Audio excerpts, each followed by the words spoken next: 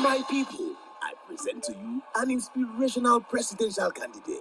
Peter Obi of the Labour Party, LP, is a man of the people and he has come to unite Nigeria. He has come to take Nigeria from division to unification, from regression to progression, from consumption to production. This is our opportunity to take back Nigeria. A new Nigeria is possible. And we can only take back Nigeria when we troop en masse and vote for Peter Obi. Vote for Labour Party, LP. Vote for LP. The party will get picture of Mama, Papa, and Pikin. Hold your PVC and vote Peter Obi, the presidential candidate of the Labour Party, and Daddy Baba Ahmed for vice president. Let's join hands to bring competence, character, and compassion into government. Vote Mama, Papa, and Pikin. Vote LP. Vote Labour Party. Vote Peter Obi for president.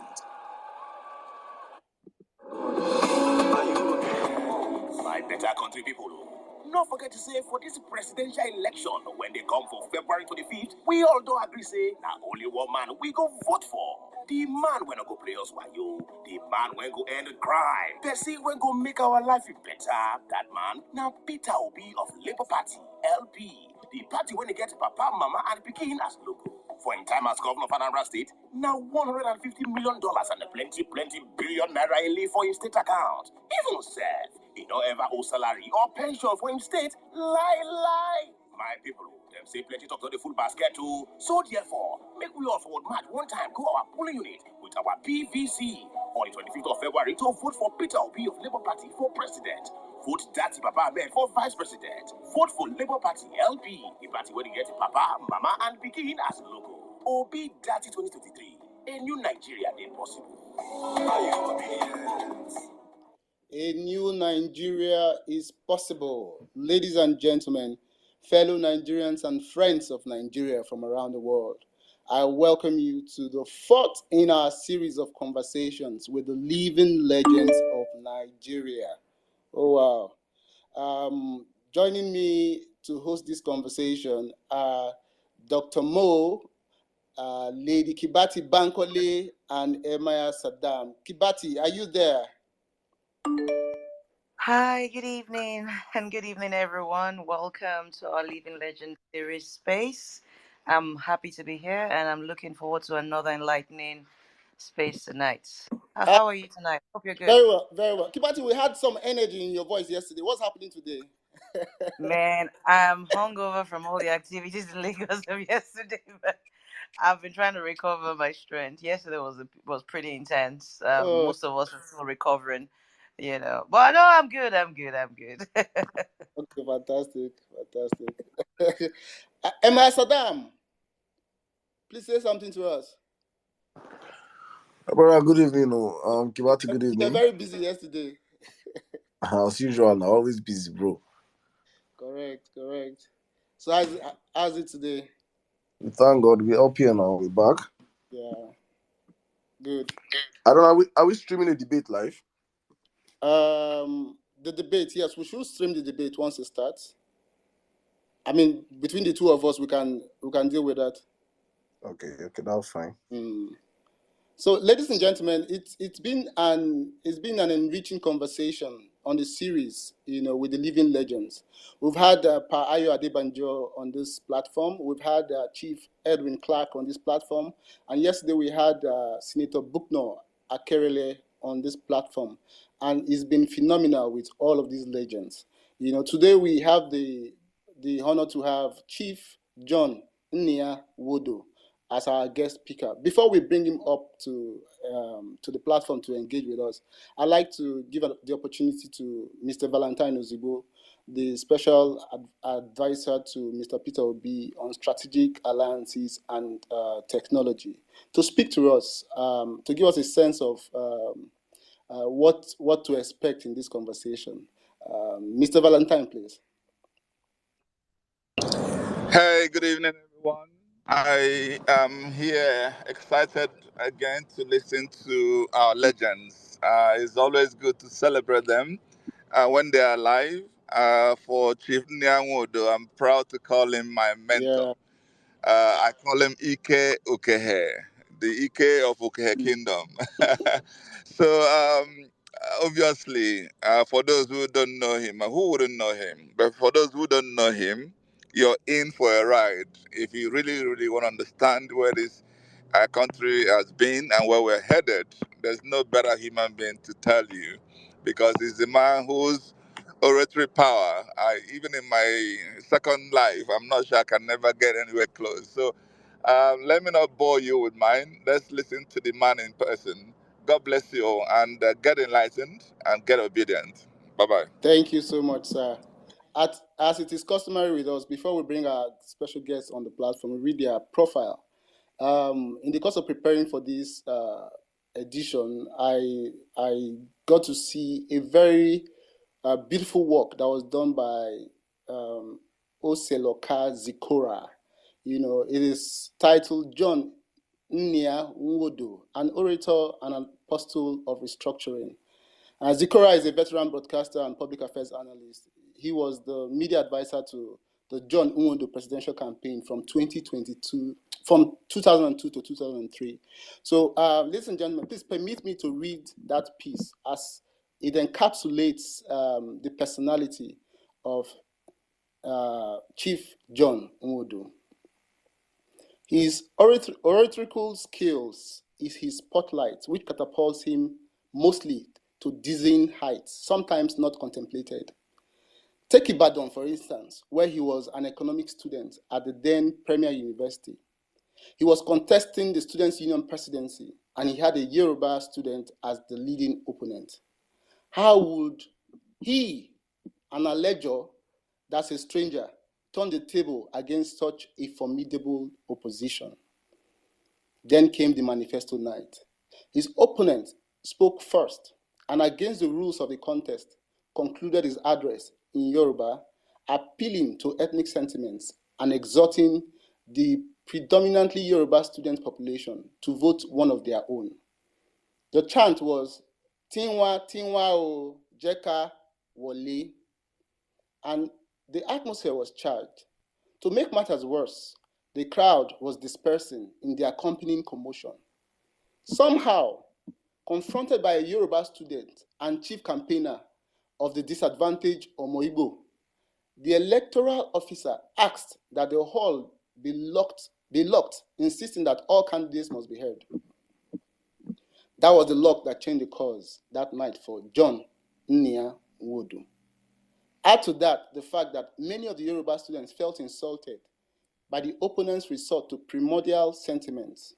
So Nwodo, determined to seize the disenchantment of the moment, and remembering the lines he memorized from his elder brother, late Dr. John Nwodo's PhD thesis, he waxed both oratorical and philosophical.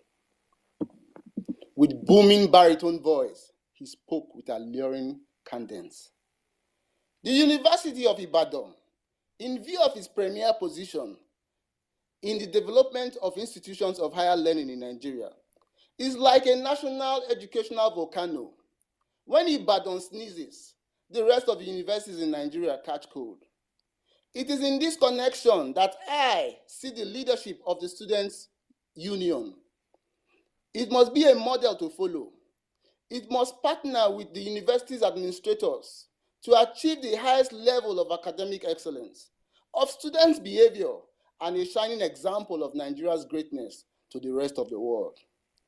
His love for the descriptive way Dr. Joe had written about the Congo crisis and the role of the OAU and the United Nations in the achievement of world peace had saved the day for the creative John.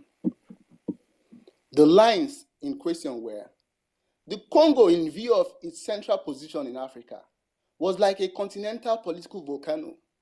Accordingly, when it erupts, seismic waves ripple across the whole of Africa, and the OAU broke into the Casablanca and Monrovia blocks. The enraptured students were clearly electrified with the brilliant eloquence that they carried him shoulder high all over the campus that night.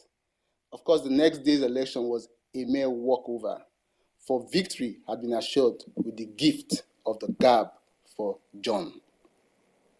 Reminiscing on that Uni-Ibadan election, Nwodo recalled, the female students preferred me to my opponent. Forgive me my modesty, but they thought I looked better. Secondly, the postgraduate students, the medical students who were older, thought I was more mature and more forthright than my opponent. Thirdly, the majority of students who were adults, especially those who came from outside, preferred someone like me. Far more important, the young Yorubas found something attractive in what they described as my intellectual dynamism. When my opponent resorted to tribal sentiment to secure votes, something like Emi Lokon, and I'm the one adding that, many of his kin felt insulted by that primordial inclination. The Yorubas have continued to show an urban cosmopolitan and detribalized perspective in assessing intellectual issues in our country, and that was dramatized in my election.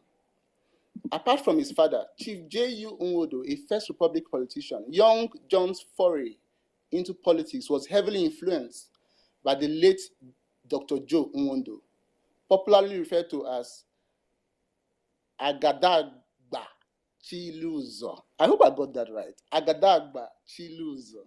Perhaps due to his intimidating presence and imposing height, not only in psyche, but in the soapbox. No wonder that John Nwodo, after his university days, delved right into mainstream national politics as one of the brilliant young stars of the then National Party of Nigeria, NPN. He was appointed a special assistant to President Shehu Shagari on information and special duties at the age of 27, and later promoted to Minister for Aviation during Shagari's second tenure.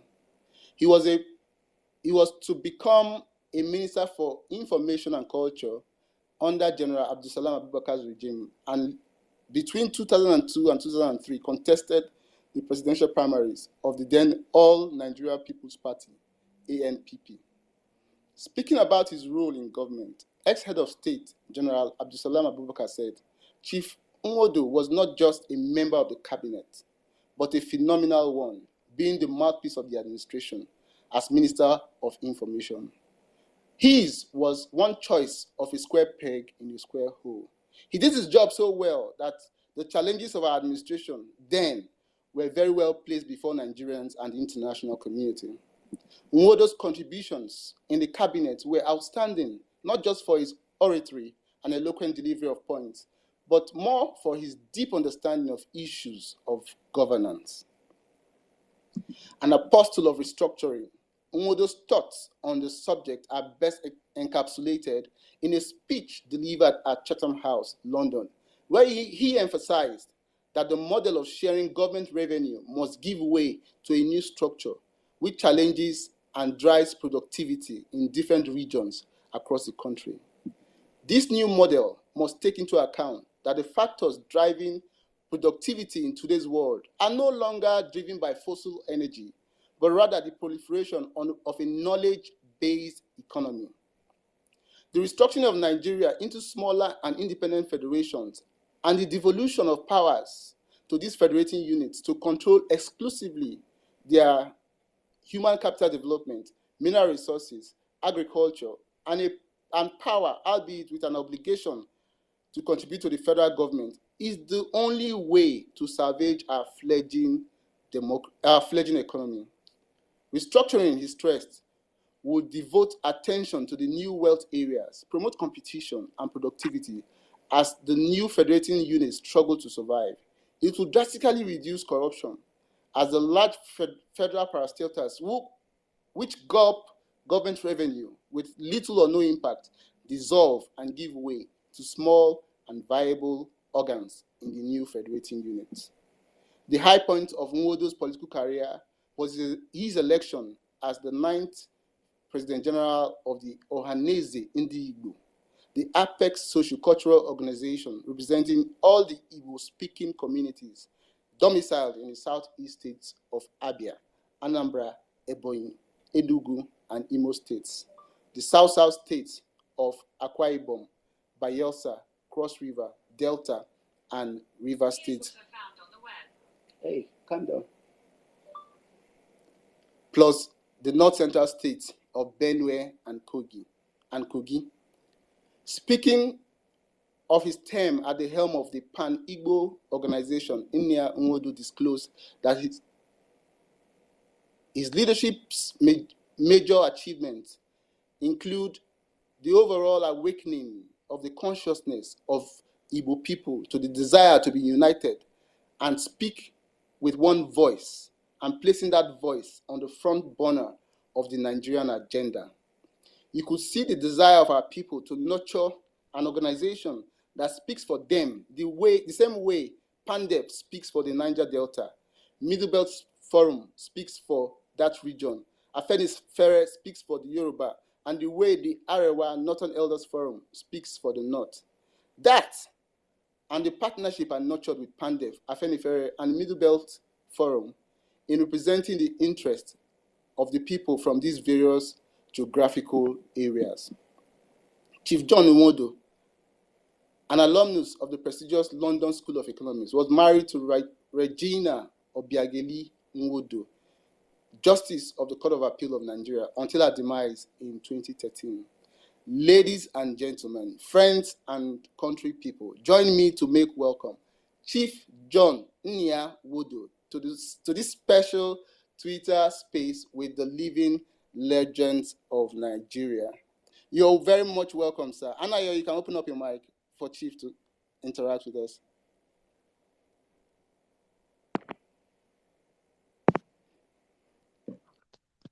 Thank you. Can you hear me? We can hear you, sir. How are you doing, sir? Thank you. I don't know whether it was Kibati or Ryan who spoke, but I thank you, Kibati. I thank you, Ryan, and thank you, Valentine, for the very generous compliments, which I think are most undeserving. You're welcome, sir. It's my pleasure to participate in this, and I look forward to your questions. Great. And I'll go right to the first question. Yeah. So you've been severally described as an apostle of restructuring. Some people hear the word restructuring, and they catch cold, right? To borrow your words from your University of Ibadan, when some people hear the word restructuring, they catch cold. Why do you hold the position that restructuring is fundamental to Nigeria's progress? And how can the fears of opponents of restructuring be allayed, sir? Actually, my entire contribution to this discussion is based on that belief. I was born 8 years before Nigeria attained independence. So I grew up in a restructured Nigeria. In other words, in a Nigeria in which on independence, the regions were the micro unit of administration. And the federation was an association of the regions.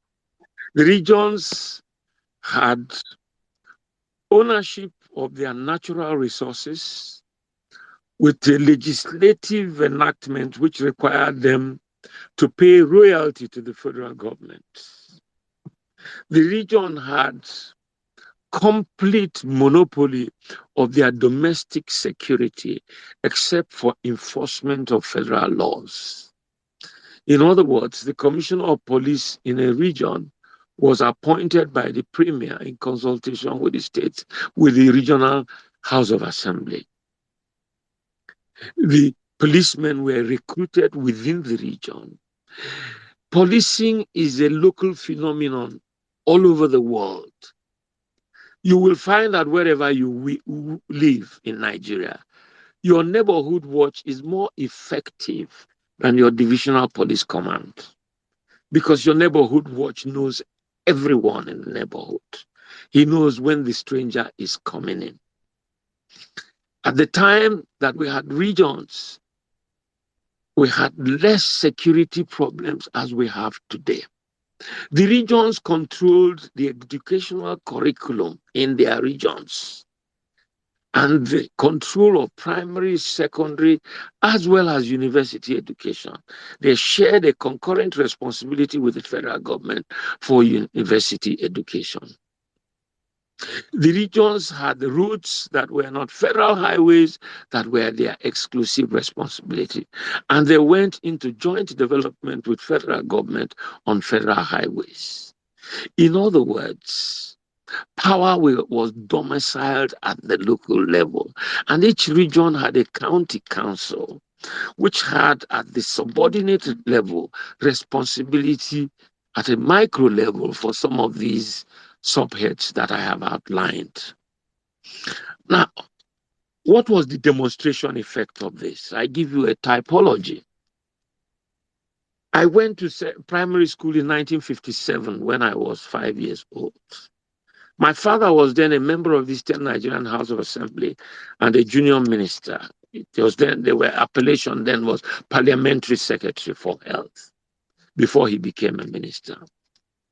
I started school in a rural school in Enugu, still today a rural school called St. Patrick's Ivo Valley. My classmate in that school was James Njenje, the junior brother of my father's driver. Now, if I had a wife within the 9 years that I lost my wife, I'm sure that if my child was starting in primary school today, he would not be a classmate of my brother or driver's child except by my benevolence. The schools are now stratified according to the economic resource of the parent. It never existed when we had regional governments. You passed, you went. When I went to secondary school, my secondary school was run by the Marist brothers. It was called College of Immaculate Conception, CIC Enugu. There were 2 recipients of my father's scholarship in that school. They used to beat me in physics, chemistry, biology, and mathematics. I used to beat them in English language, literature, the subjective subjects, more or less.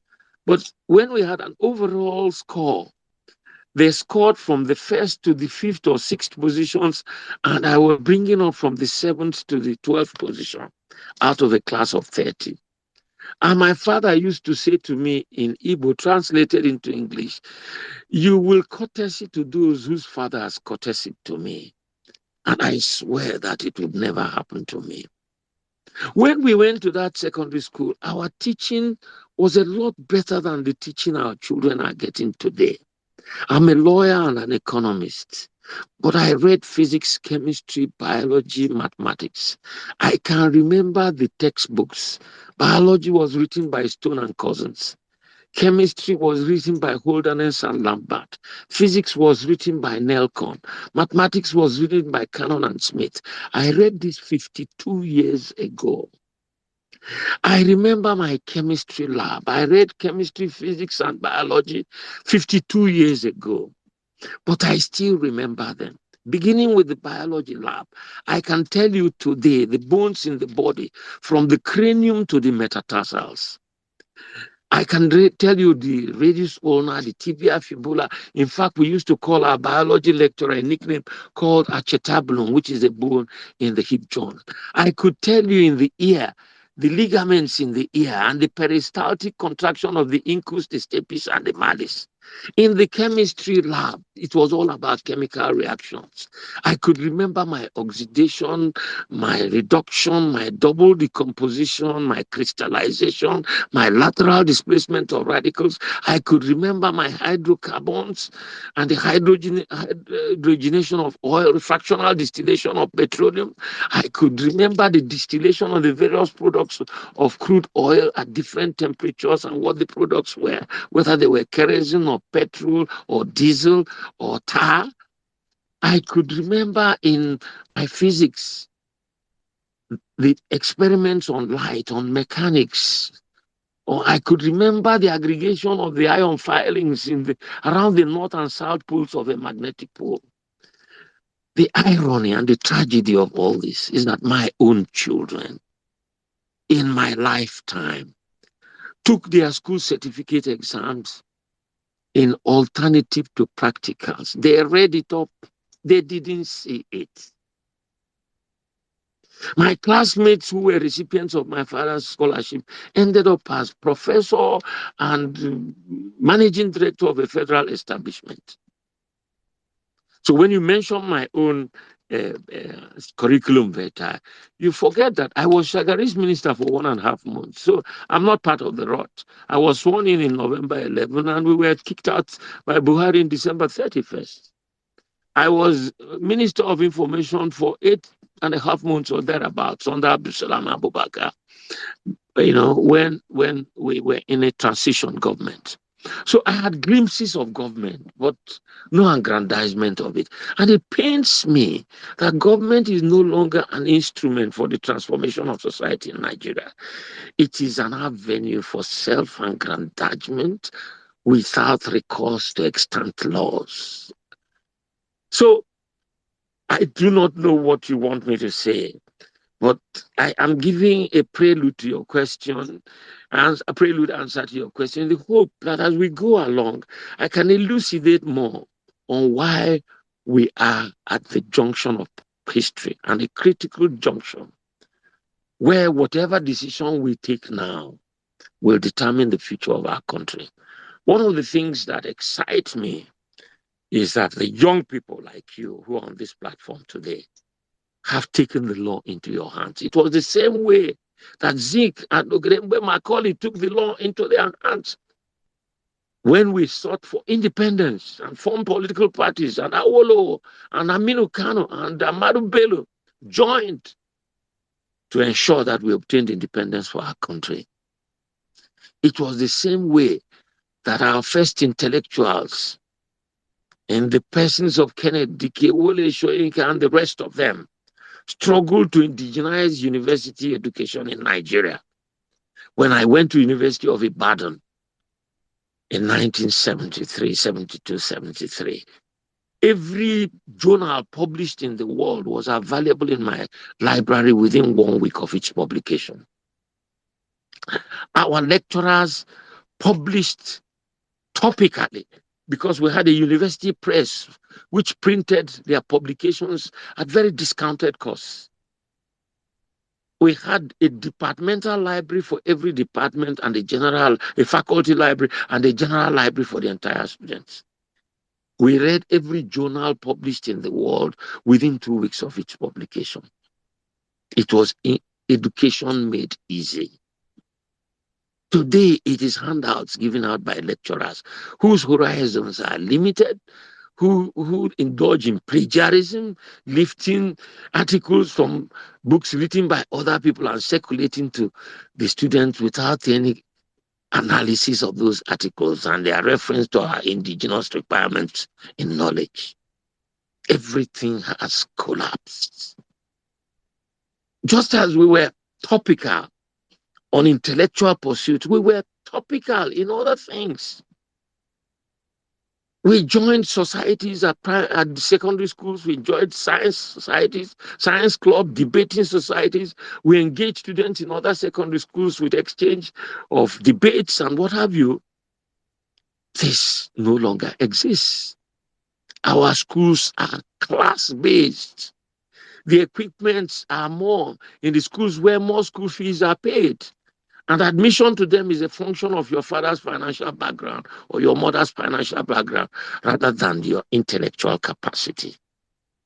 This is the nunc dimittis of a nation. When the basic values of life have to be purchased.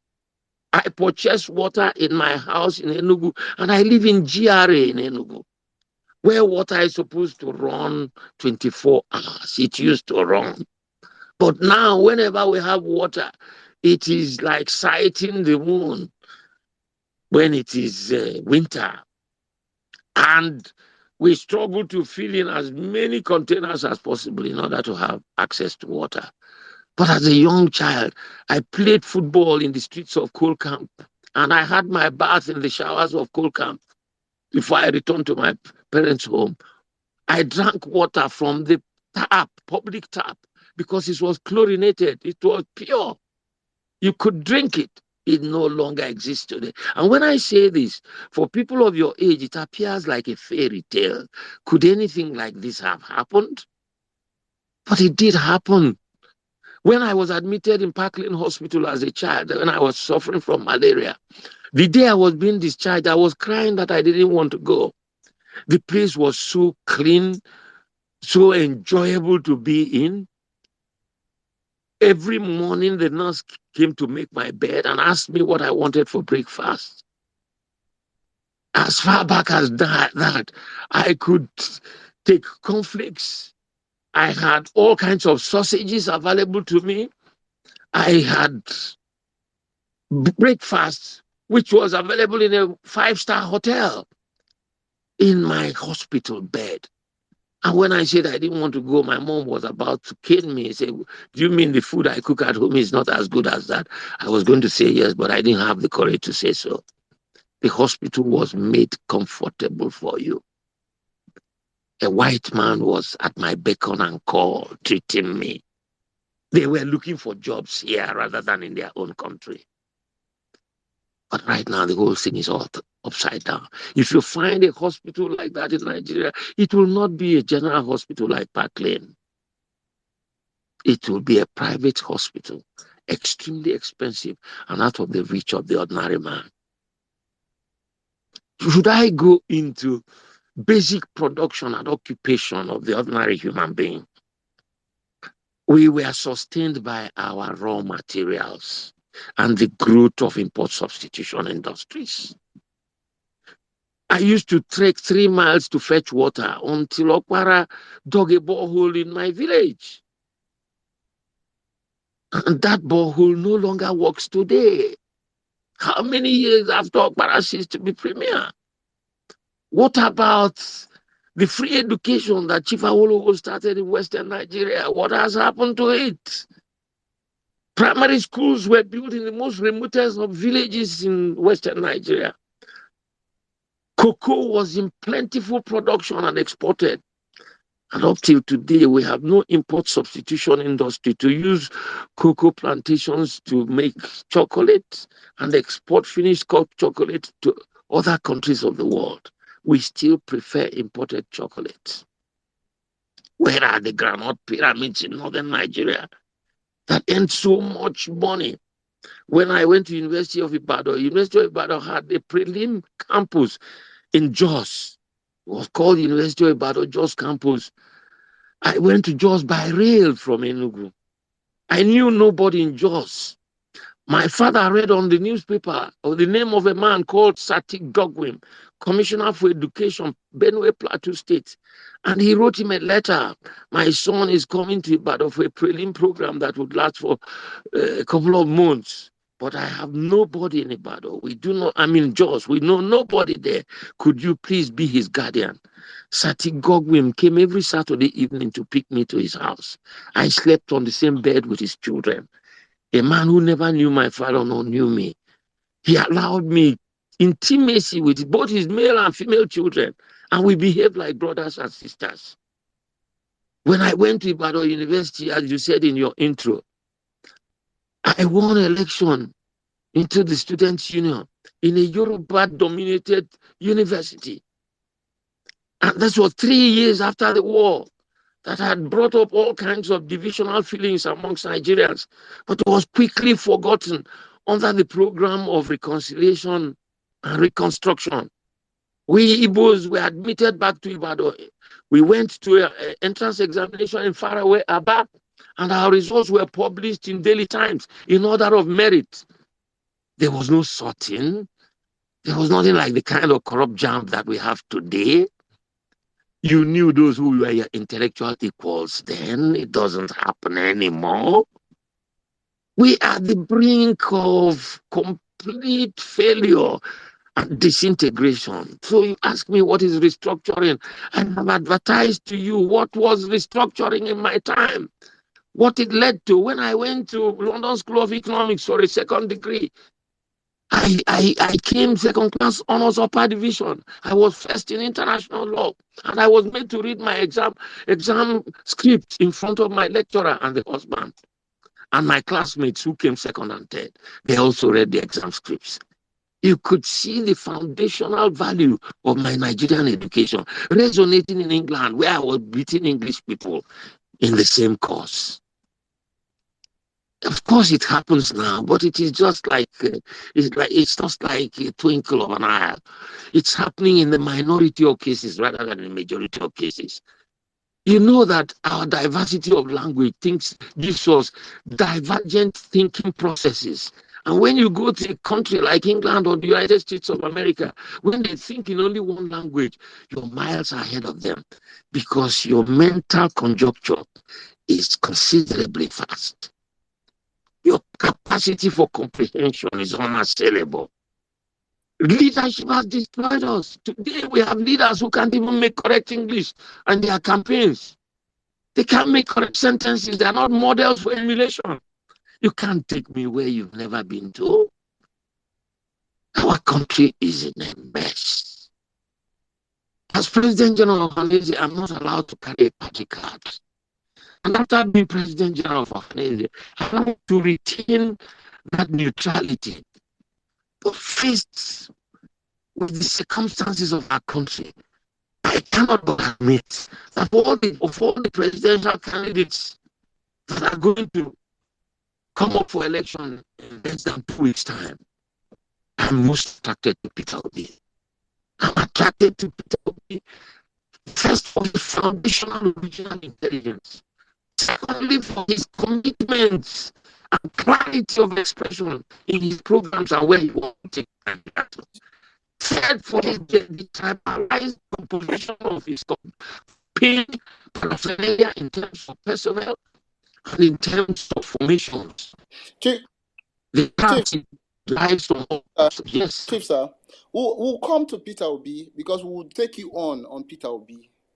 Trust me, we'll take you on Peter Obi.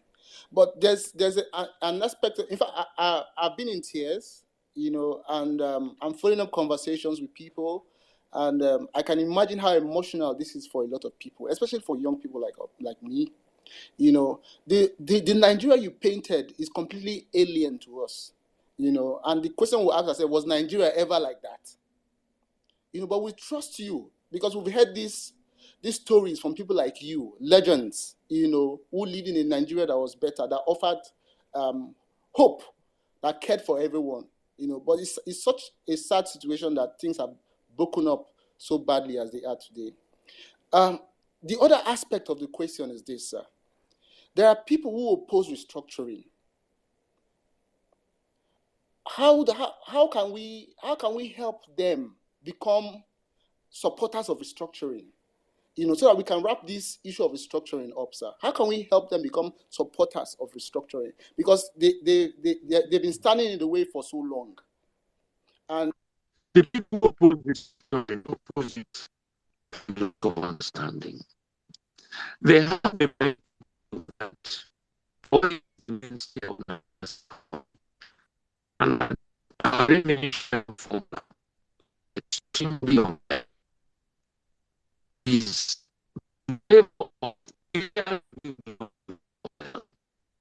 because you share quality of states and a larger proportion to federal government. Is it Will just me? Sir, bring your network, we can barely hear you, sir. We can barely hear you. I am shouting. Can you hear me Yes, it's now? better now. It's better now, sir. Yes. Yes. I said those, who say this because they are beneficiaries of our present structure. And they believe that when you restructure, they will lose the benefits they accrue from division of mineral revenues on the basis of equality of states and supremacy of the federal government. But they do not understand that if we had restructuring and the states have sovereignty over their natural resources, production will explode. And if production explodes, it will become obvious to you that some states who are wanting to keep their oil revenue allocation to will discard it for new sources of revenue that they do not know. You know, the Netherlands is the highest exporter of vegetables in the world today.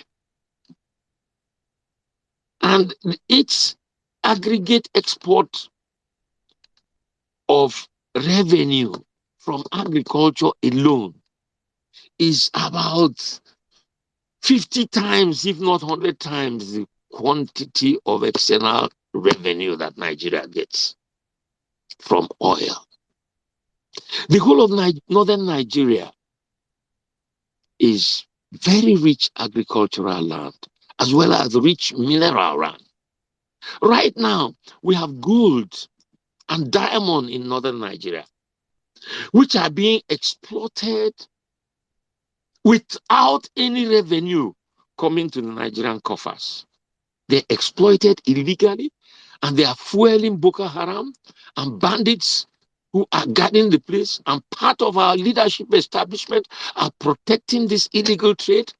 And that's why they do not want anything called restructuring, because that will go into the coffers of Zamfara State, of Katsina State, of Plateau State, of Kogi State, and other areas that have this rich mineral. And these earnings will be a lot more than our oil revenue.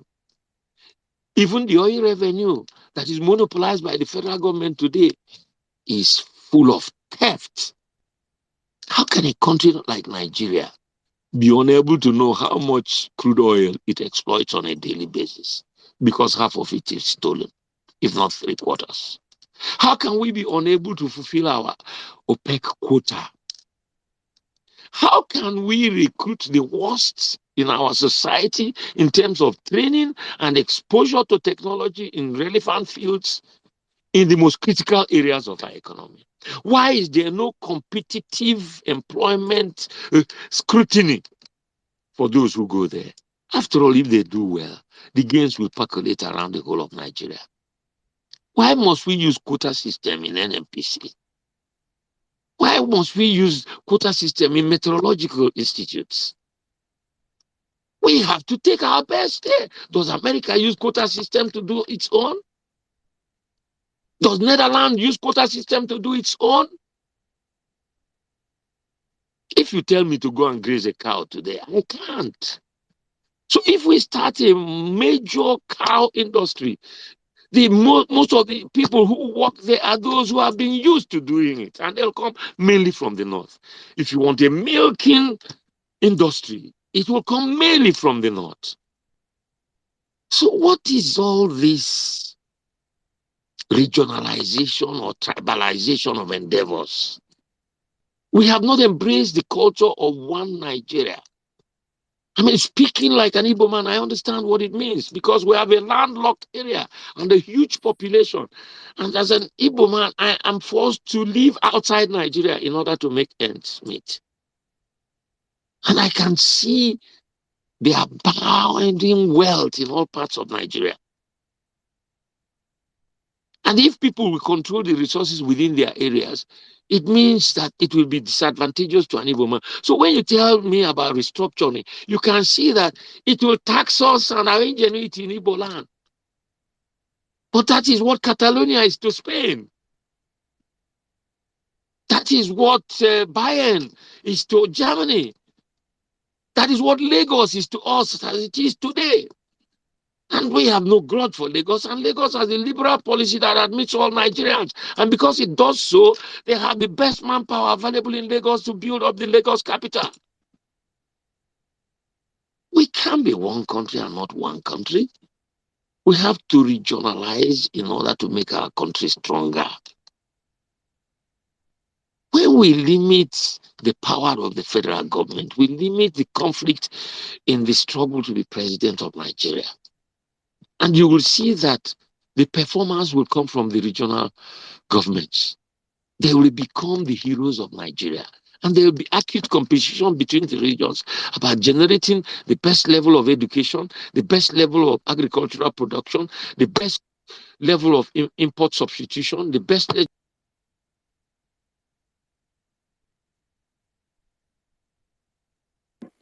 We've lost you for a bit, sir. Can you hear us?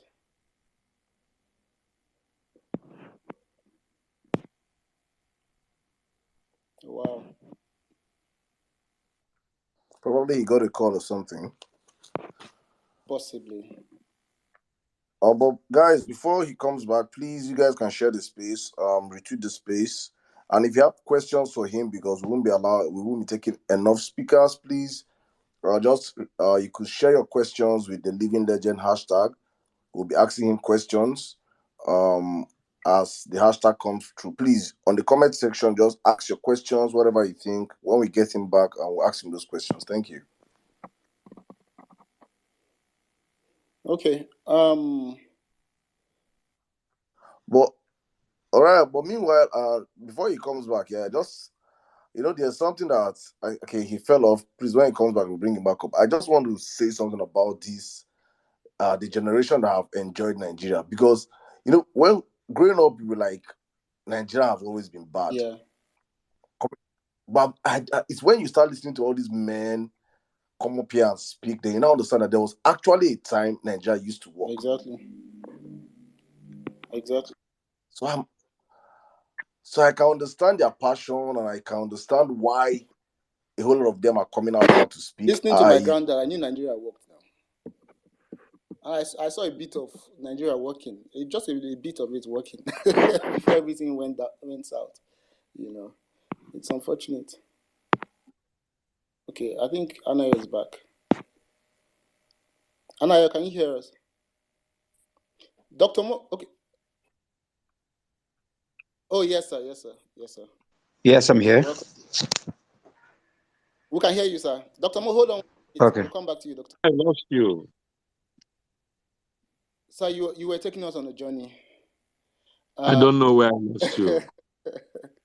I just kept on talking without knowing you were not hearing me. We were complaining we were not hearing you. You were wrapping up the conversation on restructuring.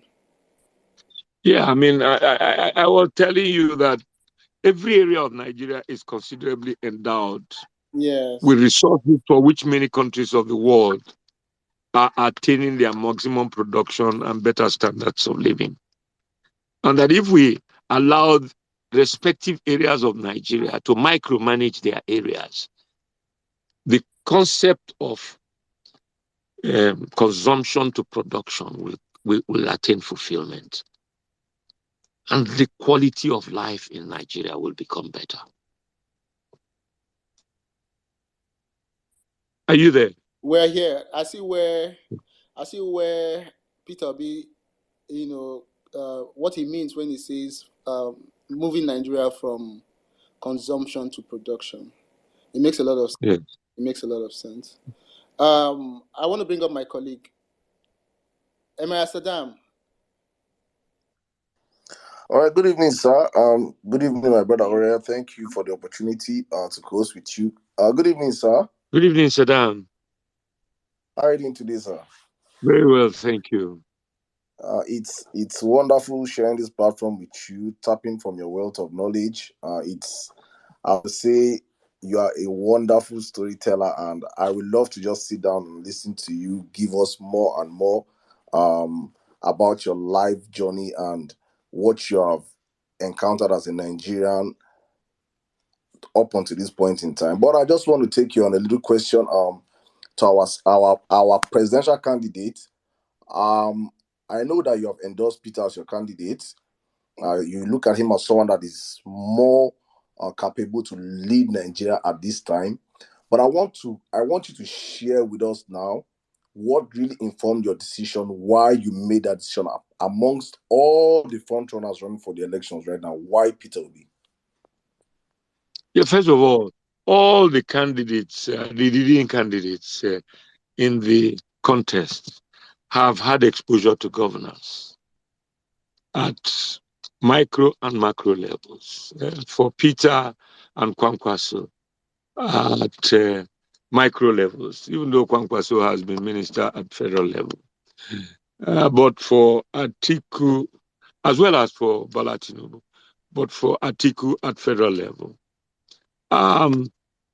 You know, the demonstration effect of Peter's tenure as governor in Anambra is unmatchable. It's outstanding.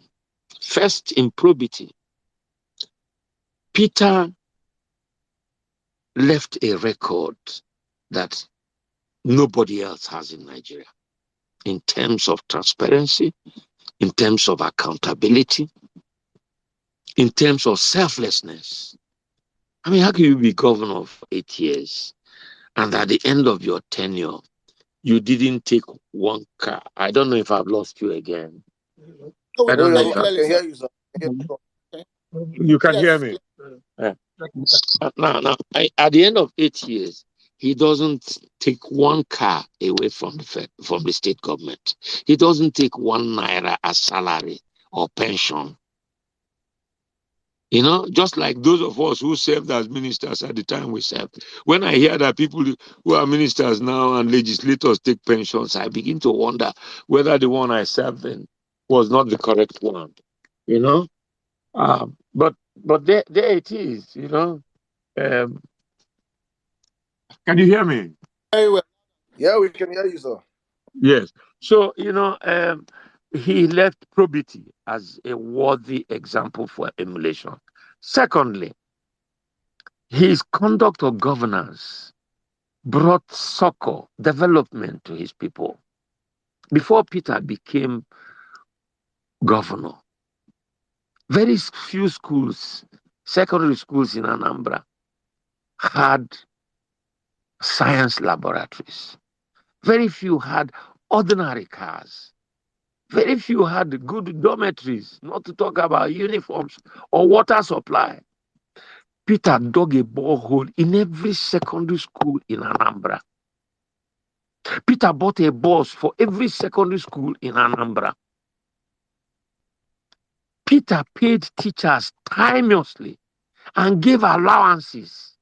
Peter bought science equipment. Peter made Anambra move from number 14 in performance in school certificate in the country to number 1. Peter partnered with the Catholic and the Anglican Church and built hospitals that are teaching hospitals today.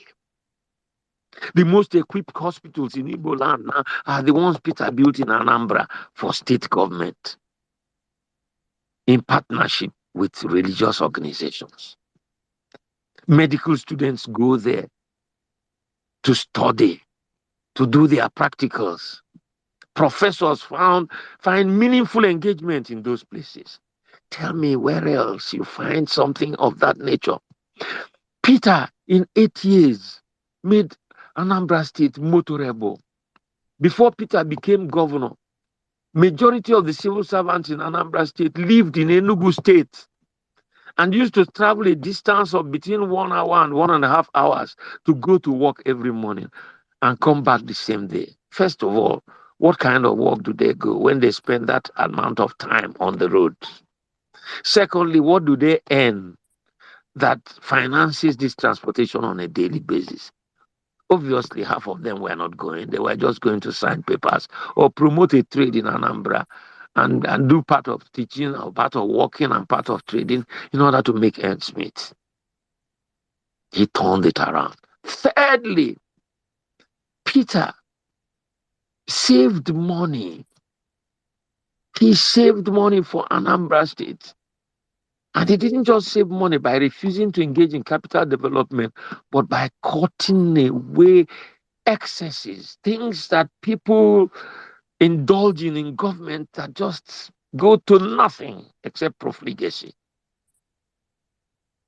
And by doing this money, he gave the government credibility to be able to invest in partnership with banks as well as other business endeavors in industrial development. And his predecessors met this money. It was not as if it didn't exist. That showed me a man who was serious with his work. And as governor, he was engaged at the federal level on Economic Council because it showed from his contributions in the National Council of States that he had something to offer.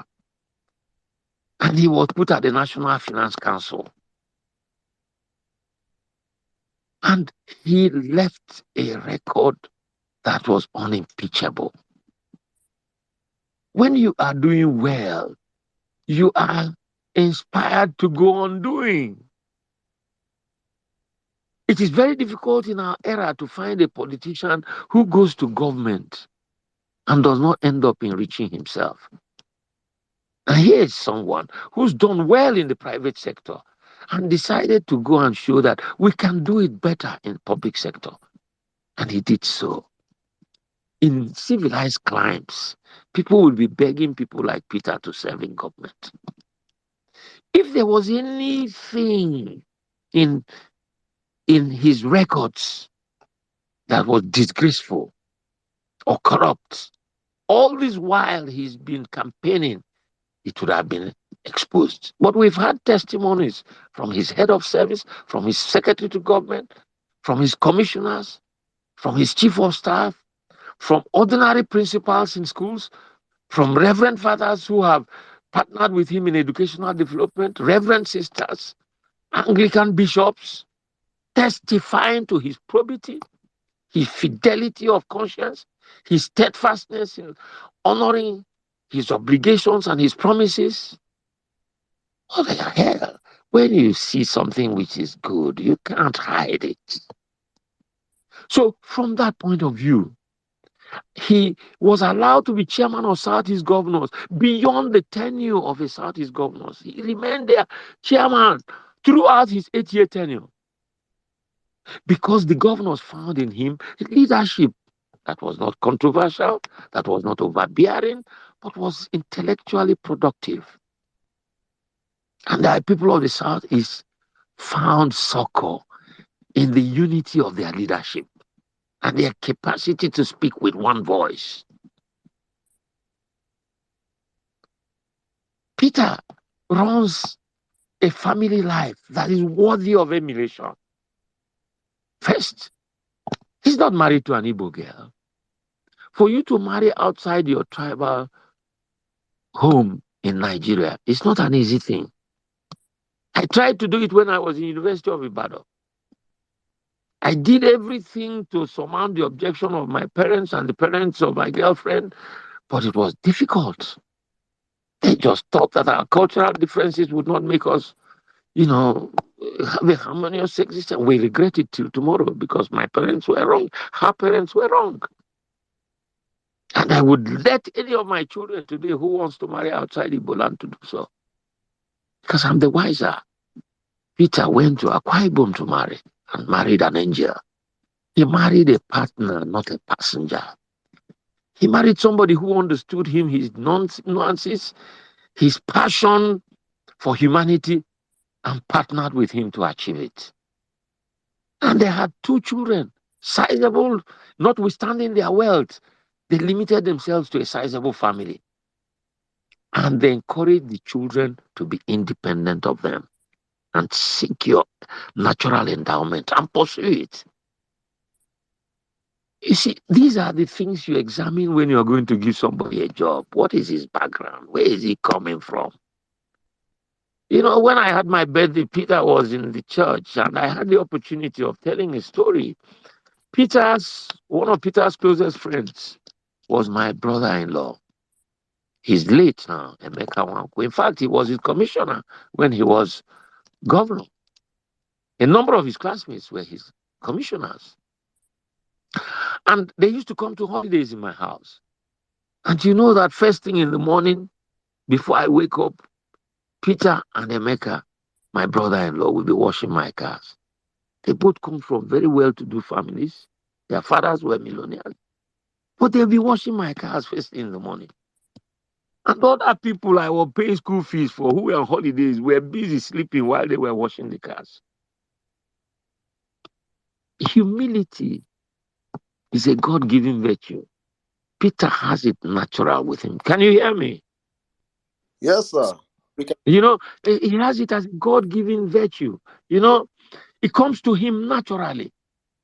He was nicknamed Okute, which means stone, in CKC, his secondary school.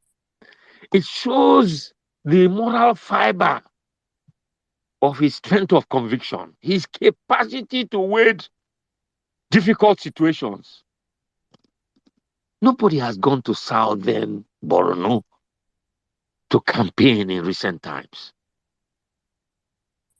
This is where the security advised him not to go to.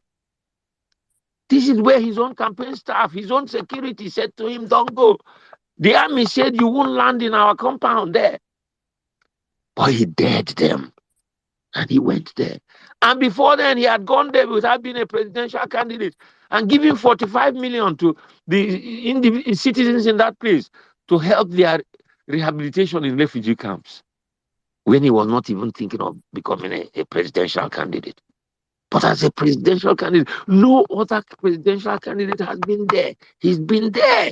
You don't want to be a president of a country and you're afraid to go to the dangerous areas of your country. How do you know what you're going to solve? The moral fiber in this man's character, his resolve, his determination, his daredevil attitude is what we need in a period like this in Nigeria. You have to do extraordinary things to save our country. I feel ashamed to be at the dying end of my life and seeing my country worse than I met it. I told you that my children took alternative to practical in school SAT. But I did practical, and I told you the chemistry practicals that I did. It no longer exists. People are duped today. They go on laptops and dupe people. It's a favorite pastime.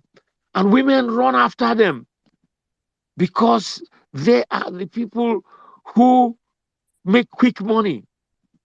So women run after them to get money. But that was not our example in our time. In our time, we were reading Chino Achebe, Cyprian Ekwensi, Wole Soyinka, J.P. Clark, you know, and all we did was try to emulate them. We tried, I could read Julius Caesar from the Ides of March are come to the mother of Caesar. We watched films that displayed Shakespearean plays that we were taking in our literature so that we could understand it better. But today, they are just interested in seductive films. The moral fiber of the society is lost. The ambition to discover knowledge is waning. So, my brother, when you tell me why do I want a man like Peter, I see nobody else who has the passion he has, the determination he has.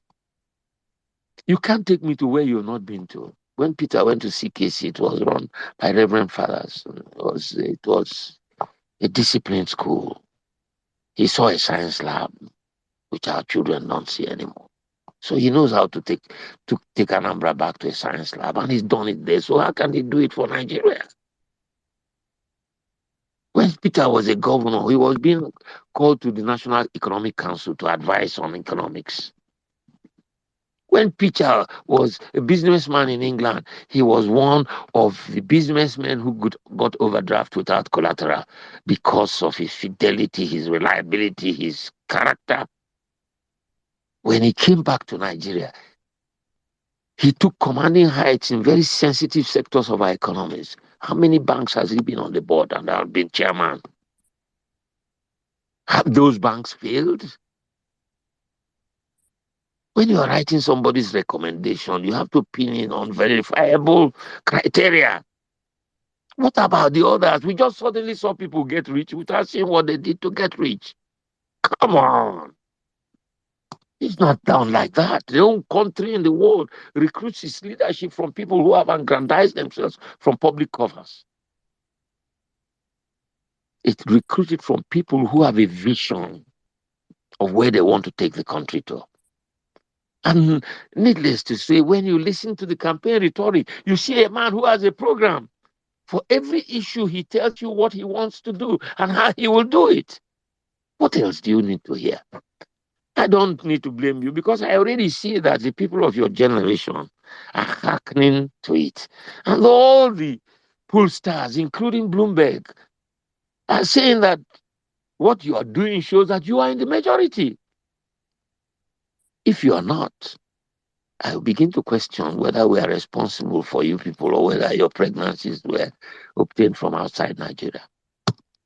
We are so anxious to see you take over and work with Peter and take us to the dreamland. Delay is dangerous. Thank you, sir. Thank you so much, sir. Dr. Mo, I'm sure you've been following this conversation. This is, oh yeah. Wow. Nwodo he's not just an eloquent speaker. He's a veteran. He's somebody who he can raise the dead. He can convince. He can de-radicalize any person, And it's such a privilege and an honor to have him on this space to listen, to learn, to relearn, and just to be under his influence and his voice. And while he's speaking and I'm listening and having the opportunity and privilege to have done more than half of the campaign with our principal, to see how, for example, you talk about the north central states in Nigeria where it's almost like overwhelming. Being on the ground to see the following is almost court-like, just like what we saw even in Lagos yesterday and what, we see in some of the places, except for the core north who are actually waiting for us to harvest them.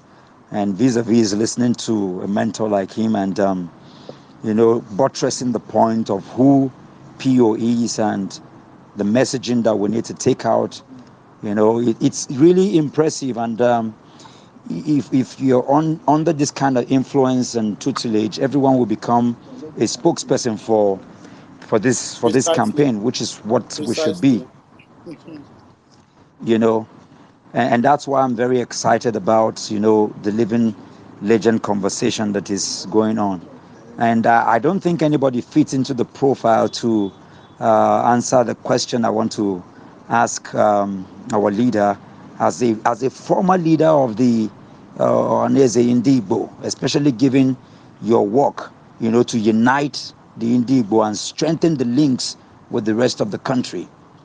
We would like to hear, directly from you, sir, on whether Ndia is united as a common front, behind Peter Obi for president. And we ask this specifically on the context and the backdrop of the discordant and tunes in some of the quarters, within the southeastern states, even with knowing that they are the biggest beneficiary and with the golden opportunity that this is, for the southeast to produce the next presidency of Nigeria. I don't see anybody fit enough to be able to give us a cohesive answer to this. If you would, sir, Please do indulge us and engage us on this.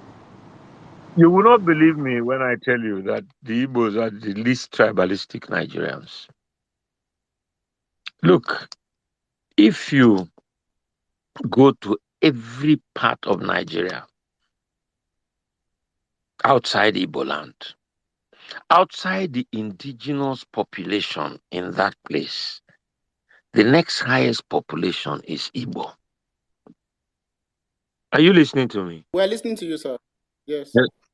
Secondly, if you take a census of the economic investments in the place, whether they are hospitals, whether they are schools, whether they are retail outlets, whether they are industrial undertakings, if you take a census of the self-help projects, whether they are roads, you would find that the Igbos dominate it more than anybody else. The Igbos believe that being at home and feeling important that you have conquered the home is a sign of weakness. Your capacity to go beyond your borders and create new areas of habitation for them is what gives them kicks. And they quickly learn the language where they are and become part of the society and dress like them. The only thing they find difficult to do is to change their religion. So if you are looking for the most detribalized Nigerians, they are Igbos. They are Igbos. Number two, the same way they are adventurous in business, they are very adventurous in politics. Igbos, you will find, are the people who belong to all the political parties. No doubt about that. So I won't here tell you that Peter Obi commands 100% of Igbos. No, it's impossible. It cannot happen. If it happens, it means that it is not Igbos anymore.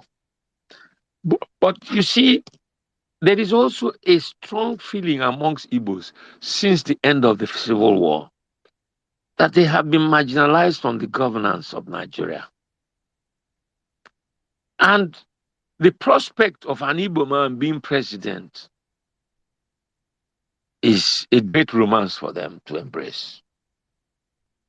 But you see, Igbos have run for president, but none has galvanized the interest and enthusiasm that Peter Obi has in Igbo land. Why? Because he has proven in Igbo land as a governor that he can do well in governance. So for them, he's a fitting export of Igbo land to Nigerian governance. He's a great ambassador of good governance for Igbo. So they see him as a champion, somebody worthy of exporting to Nigeria. But you see, there are also other Igbos who are political adventurers who would like, joining other political parties for different other reasons. You see, when you are in a market, people are in a market for different reasons. Some go into politics because they want to make money. Some go into politics because they want to get appointment. Some go into politics because they want a better society. How many people can government give contracts? How many people can government give appointment? Very few. The broad majority of Nigerians are looking for a government that will change the standard of living. Look at the exodus from this country to America and Europe and now to China. Look at the deportation from all kinds of useless countries in Asia that were begging us to come to Nigeria before. We want to turn Nigeria into a place other parts of the world would want to come to. And we have the capacity to do it. And Okute will do it if he becomes president. Sorry, I called him Okute. That's Peter's nickname. So, I think that to look for 100% support of Igbos for Peter to be becoming president of Nigeria is to look for an illusion. It doesn't happen. Igbos are not that way. Igbos are not tribalistic. They are adventurous.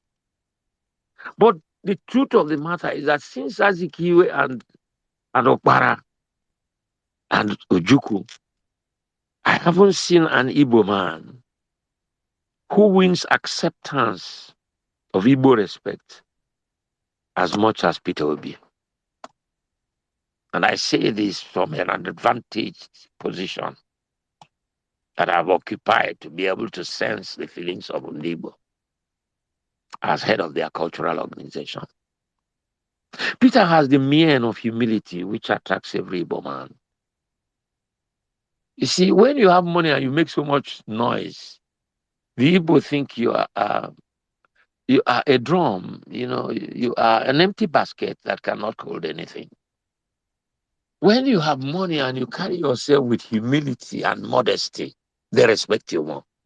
And that is what Peter represents. When you are devotional in your religion, as Peter is, Peter comes from a strong Catholic family. His brother is a reverend father and rector of a seminary. His sister is a reverend sister. Both of them have given up marriage in their lives and sacrificed their lives to God. It's very, very difficult to find a family that can donate a son and a daughter to God. So anyone who knows him to that level knows the strength of moral conviction of that family.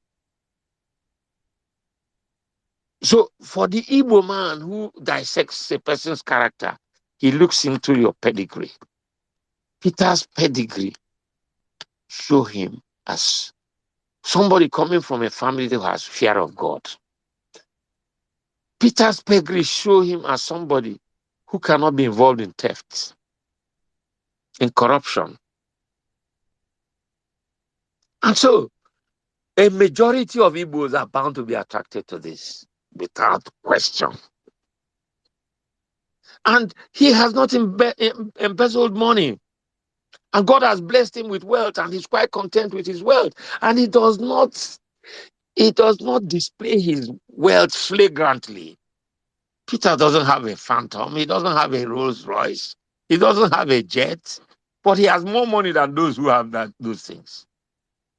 He would rather go and invest it in a motherless baby's home. He would rather go and invest it in Southern Borno to look after the displaced people there. For Peter, he thinks that it's extortionate, it is devilish, it is ungodly to acquire more comfort to himself when there are people created like him who are in want and in desperation. That is the Peter that I know. And when I look at Peter's emergence as a presidential candidate, I think it is divinely inspired. We could not have gotten a better person from these climes like Peter. Here is a selfless man who has a passion for service and whose uprightness is unquestionable. I mean, I wish that God would give me the life to be alive to see Peter president, and I can have another conversation with you, vindicating some of the assertions that I have made here. Sir, Peter is going to be president in a few weeks from now. By the grace of God. Yeah, you will make me sleep well tonight. Oh my God. You make me sleep well tonight. As a father, I am burdened. I am grieving. I can imagine. I am sighing every day. Will this chalice pass me by, and will there be a different thing? No father wants his child to live in a worse society than he found himself in. But I am seeing my children living in worse standards than I did. I told you how I used to play football in the fields of Kolkam, how I used to have shower in the fields of Kolkam, and my father was living in GRA as minister. We had football teams. There is an area in Enugu called urban area. It is like saying Kirikiri area of Lagos. I mean, that is the worst of the worst areas of the worst neighborhood. You know, as I was living in Independence Layouts, the first minister's quarters in Enugu, but we had a football team engaging urban area. And urban area children used to come and play with us, and we used to go there and play with them. We were children of ministers, or children of orderlies of ministers, or drivers of ministers, all living in Independence Lab. And they were children of nobody in Face Me, I Face You apartments. And we had friends there. We used to go and visit them. We used to bring them to our house to have 3 square meals over the weekend, which they couldn't afford in their homes. That was the kind of Nigeria I grew up. But they had water 24 hours. That was not their problem. They had electricity. But today, nobody has. I have a diesel generator. I have a petrol generator. And the question is whether I have found money now to buy the fuel. I had to put my gate man on standby to ensure that I had power during the duration of this interview. Otherwise, for purposes of pecuniary difficulties, I would have just stayed in darkness for some time. I waited for NEPA to come back. So I do hope that what Peter is igniting in terms of the resurgence of the youth of Nigeria, and this knows no ethnic bounds. You see, this is why, while I was President General of Ohanese, working with Chief Edwin Clark as head of PANDEF, and Chief Ayo Adebanjo as head of Afenifere, and Dr. Pogu as head of the Middle Belt, we decided to come together and form the Southern and Middle Belt Leadership Forum. At some point, we invited the Northern Elders Forum, and we were almost going to make it a complete unity of the whole of the ethnic groups in Nigeria. We still are working on it, and between Ohanese and Northern Elders Forum, we have a committee now, and we meet periodically to ensure that we do everything we can to ensure that there is greater unity in the country and that government is answerable to the people. So we were, if you like, precursor. We were the forerunners of this movement that our children has taken over from us. And I'm very grateful to people of your age that you're standing up for it. Do not relent. Make history. Amen. Nelson Mandela made history in circumstances like this. This is the time. Patrice Lumumba would have made history but for his death. Yeah. Kwame Nkrumah made history by domesticating independence struggle in all African countries. And we rose against colonial rule and formed our countries, but we lost them somewhere. Your generation has a challenge following the examples of leaders like Peter Obi to rejuvenate our country and its national values and ethics. I think it is doable. Definitely. And in less than 2 weeks, you have to work your ass out. Yes, sir. The work is not over. And I thank you for the initiative.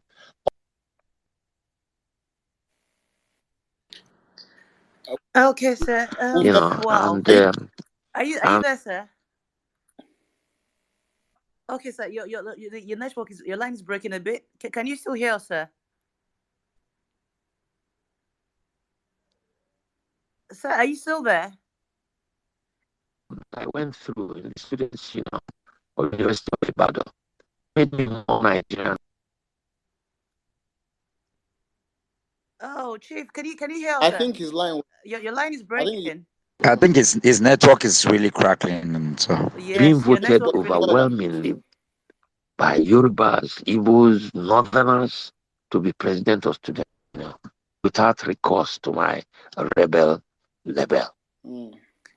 There was perfect reconciliation. I was considered for who I was, not whether I was Igbo. I was considered for who I was. I almost married a Yoruba girl, but it was impossible because of parental refusal. And that was the Nigeria in which I grew up. Mm. Thank you.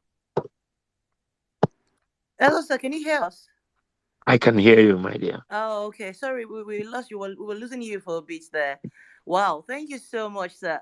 You've had me emotional all evening. I think I've run out of tissues, and I really want to particularly thank you for taking us down memory lane. Reminding us what it means, to live in a functional society, particularly education wise. Because young people now these days will not know. Many young people do not know that there can be a better, that it can have better. I remember growing up, Mm. going to a public school. There was a time that I was so depressed because I would go to class and the teacher, because I was a very hungry young person, I was hungry for knowledge. And I know a lot of young people are like that. But I could just tell that what I was getting was not it, was just not good enough. And I remember working very hard, taking two jobs outside of school just to be able to, just to afford to pay for a private institution. I was so sad. I mean, it was such a terrible experience. So, I mean, I think you should come more on these platforms like this, to just remind Nigerians. I mean, I love how you've, boy, sorry, I'm so emotional right now. Thank you so much, sir. Young people Be, these be days careful only know because mediocrity. We only be know careful. Be, mediocrity. be careful because I lost my wife 9 years ago. You will sweep me off my feet if you continue with this compliment. Now, but let me tell you something I didn't tell you. Do you know that when I was in primary school, you took turns to clean the blackboard? And whenever you clean the blackboard, you would write the date, you would write the direction of the wind, you would write the inches of rainfall. And how was this possible? In our football field, on the edge of the football field, there was a concrete pillar which had a windmill, and it was calibrated northwest, east, northwest, not south, east, west, southwest, southeast, and stuff like that. And there was a beaker calibrated in inches. And in the rainy season, when we come to school in the morning, you'll go and see the number of inches of rainfall. So when you clean the blackboard, you write the date, the inches of rainfall, and the direction of the wind. And for every assignment you do for the teacher, you must write it on top of your paper before it is marked. Number two, each one of us had a row of farm. And during the farm season, we cultivated the farm and we were examined on the farm. And if you were Igbo now, I would have told you all the yam species that I planted there, Abala, Mupok, Oak, Abi, and what have you. The cocoa yams that I put there. I could tell you the vegetables, whether they were ordinary green vegetables or what they call ogo water leaf or what they call angara leaves and stuff like that. We harvested these things. Of course, our teachers took the harvest, but we were examined on how productive your farm was. So our education was comprehensive. You were taught English language, arithmetic, geography, history, Bible knowledge. You were taught athletics during athletic season. You were taught football during football season. You were taught hockey during hockey season. The women played basketball. We were taught handwork. You know, we during hard work you could make brooms. The women made sweaters. They made mufflers. You know, and you couldn't leave primary school without being educated in some basic handwork. That's how we all grew up. And nobody was excused from it. Everybody had to learn some handwork. But you were allowed to choose which one you wanted to learn. And so was our religious instruction. Very strong. I was a mass server. I was senior sacristan when I was in CIC. So education was comprehensive. When we were in secondary schools, we used to go on debating competitions in nearby secondary schools. We chose speakers and they gave you a topic you researched on and you defended a point of view on that topic. So it was not just a matter of going to school and going back to your father's house the same day. In the dormitory where I lived, I was dormitory prefect at a point. I had to make sure everybody was in bed at night. I had to make sure lights out were out at a particular time. Our shower ran 24 hours. We were never short of water. Throughout my stay in secondary school, I had shower every morning, although it was cold shower. We never had hot shower that time. It was difficult during the Harmattan, but we were able to do it. We marked the field. I know what 100 yards is. I know what 220 is. I know what 440 is. I know how many times you run around the field for it to be 1 mile.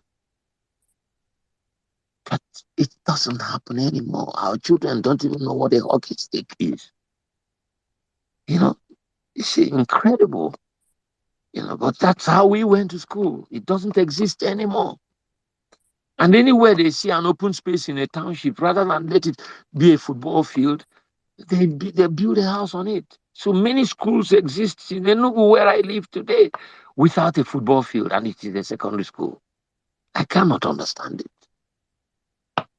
It's a secondary school. The children have nowhere to do their, physical education. Very bad, extremely bad.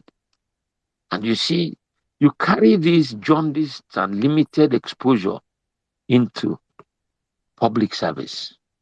You meet people with other countries who have had that kind of exposure. You go on tour in another country and they say, would you like to play tennis with me? Or would you like to play hockey or badminton or whatever?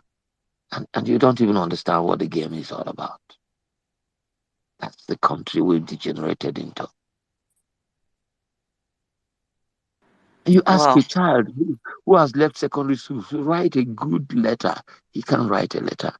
You ask him to write a story about his holidays. He can't even write a story. Speak good English. It is impossible.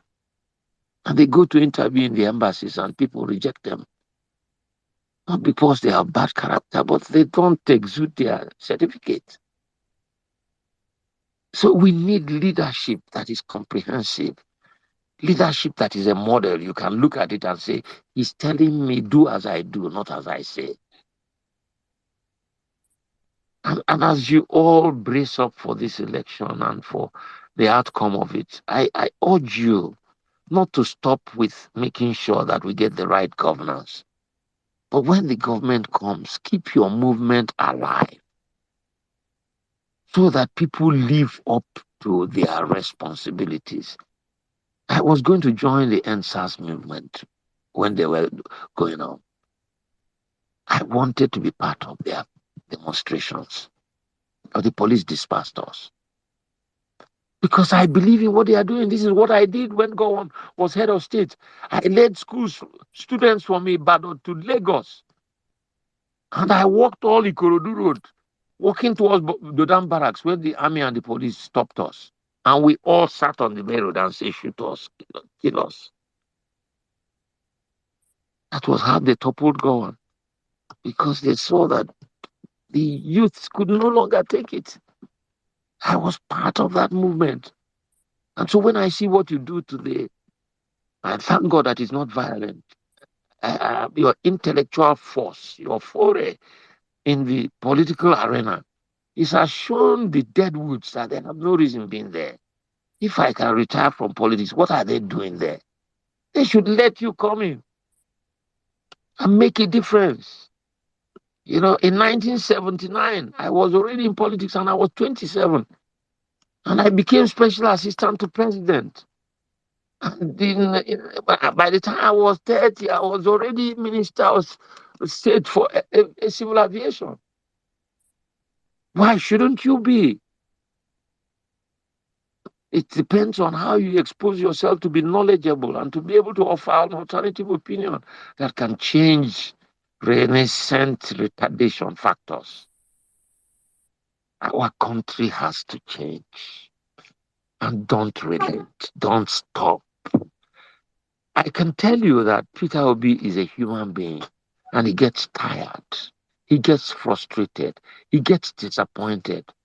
But his greatest energy is from the youth of Nigeria who are ready to die for his struggle. When I saw him the other day in Kaduna, I saw this. When I saw him the other day going to Alaba Market, I saw this. When I saw a boy stop his motorcade with his body in the streets of Lagos, I saw a boy who believed in what he was fighting for. Go on, folks. We, your fathers, are behind you.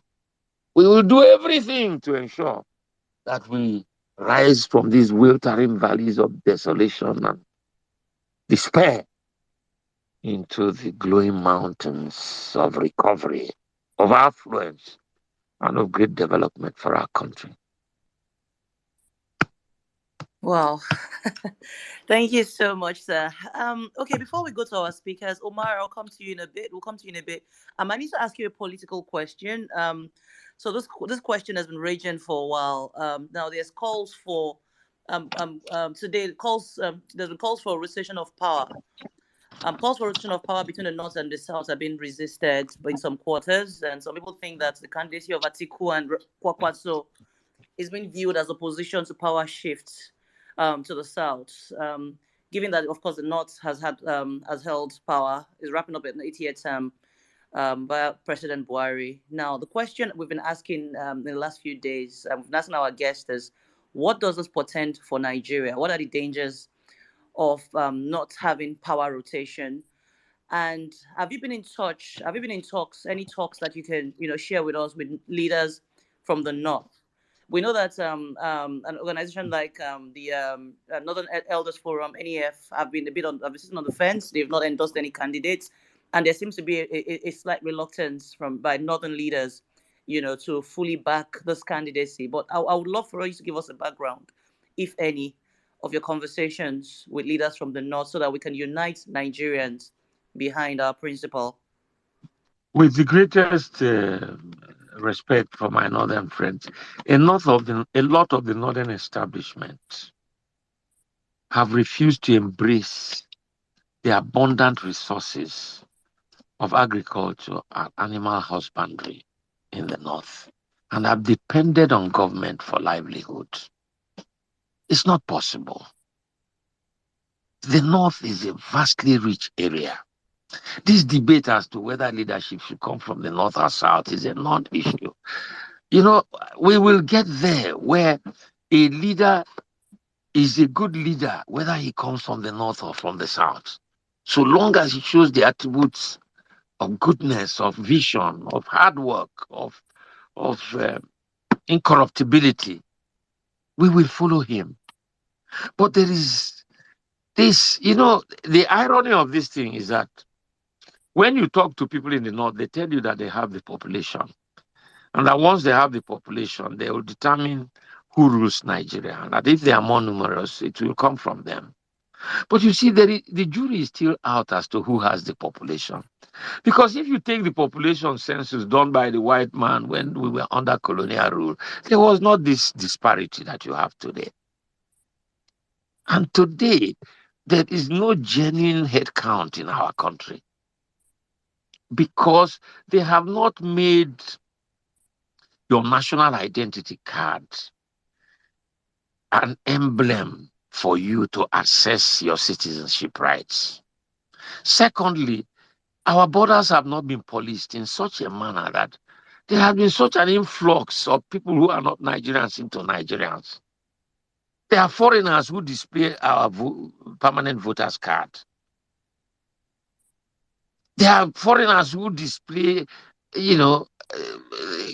our credentials for registration in population census and tell you where they were registered and where they belong to when they are not nationalized. Our borders are extremely porous. If it is possible to mine gold in Zamfara and to mine the diamonds in Borno State and planes land there without you knowing that there is an airport there, I mean, anything is possible. Lorry loads of people can be brought there. If it's possible to drill our oil in Lake Chad without our knowing in the national accounts that anybody is drilling oil there, anything is possible. And so government is being used to protect, I come from this side, I come from the other side. Because of the tempo, supposing the oil finishes, supposing the diamond finishes, supposing the gold finishes, how do you sustain a national economy on the basis of thefts? And you have taken away the young people who should have been in agriculture doing what Netherlands is doing into an army for giving protection for this illicit mining and drilling. And we have a national security that turns a blind eye to it. And you recruit the headship of this national security on the basis of where they come from rather than their efficiency. What kind of country is this? The issues are not being discussed. It is the privileges that are being discussed. So long as people have privileges they wouldn't have gotten without the protection of government, they claim the government must still remain with us. That's absolute balderdash. We want an open government where every Nigerian who has the capacity can have. And I believe capacity is not limited to one area. I've been in class with Northerners who are more brilliant than myself. And I respect them for their brilliance. The South does not have a monopoly of brilliance. But there is some kind of ethnicity that has grown with our politics and has compartmentalized our thoughts according to our ethnic areas, and we need to shake it. I mean, I may be different because I went to school in Ibadan and I was the privilege of the generosity of Yoruba love for me when I ran for election. And so I'm detribalized. I went to school in Jos, I went to school in Ibadan, and I have worked with northern heads of states who've treated me as if I was their child. I used to walk into Shagari's room to bring out his files. I used to eat on the same table with him.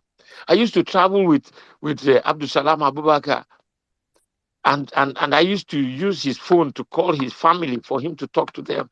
And at the end, he would tell me to call my own family too with his phone, which was a security phone. And I was considering myself undeserving of the privilege of using a presidential phone to call my wife. But he gave it to me as if I was his junior brother. Shagari treated me as if I was his son. When I wedded, he gave me a gold wristwatch. He gave my wife a gold bracelet.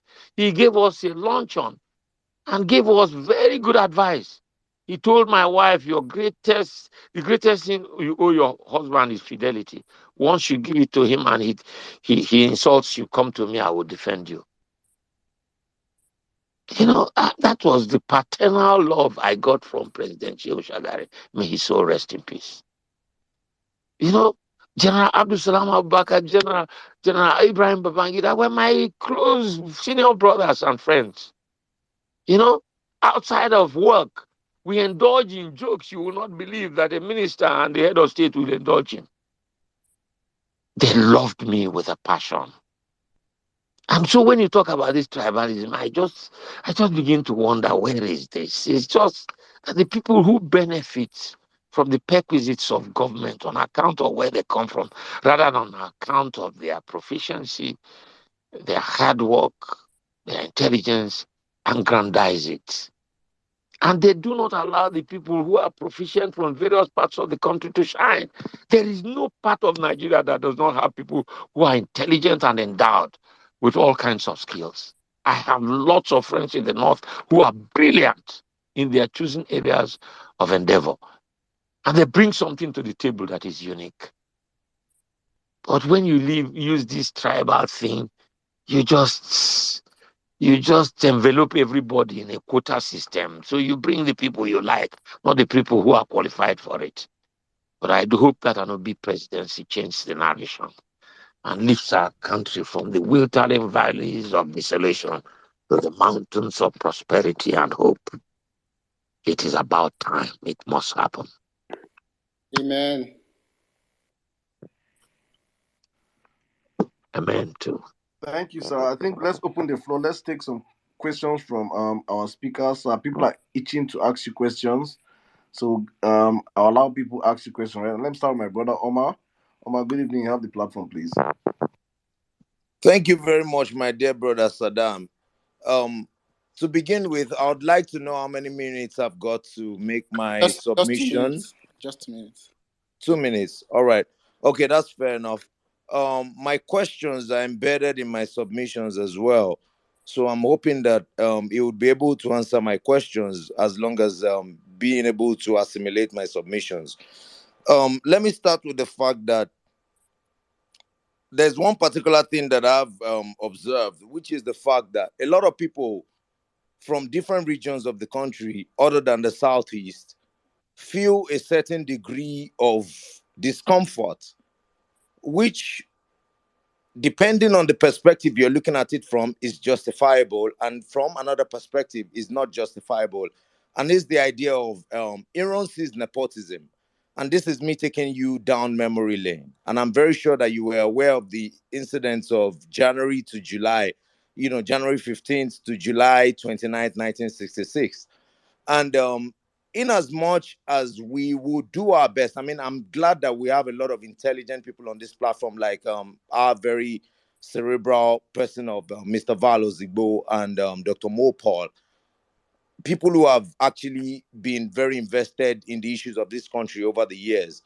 If you look at it, there are quite a lot of sentiments that exists from way back, and still makes quite a number of people feel a little bit uneasy when it comes to the idea of an Igbo candidacy in Nigeria today. Now, this is where I'm going to put my question to you. I love Peter Obi, and I've been supporting him and advocating for his candidacy over the last 7 months. But there's something that remains a very pressing question when I speak to my own tribesmen. And I like the fact that you said that you are a detribalized Nigerian. That's very interesting, because I personally don't believe that there's a detribalized Nigerian. I believe that there is an element of ethnic sentiment at the bottom line of everything that we do as a nation. The only reason that exists is not because we are bad people. Neither is it because every individual is ethnocentric in nature. No. It's just because of the fundamental makeup of our country. Now, that fundamental makeup brings us to a very interesting 40 question. seconds. A lot of people, Seconds more. yes, sir. A lot of people are very, very interested, especially those from the different regions that Peter Obi does not belong to. They're very interested in one thing. How do you allay the fears of those who believe that the Biafra sentiment could somehow seep into Peter Obi's candidacy?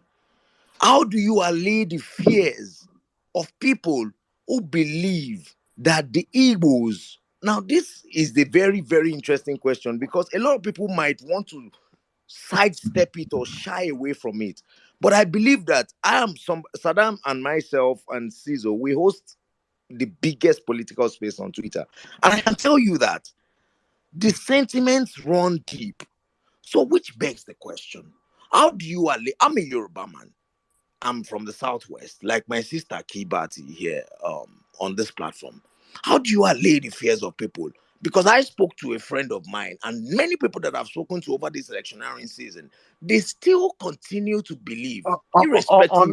Honor, I may interrupt you because in 10 minutes our time will be over. Oh, yeah, yeah, don't worry. I'm And, going to narrow it down as quickly as possible.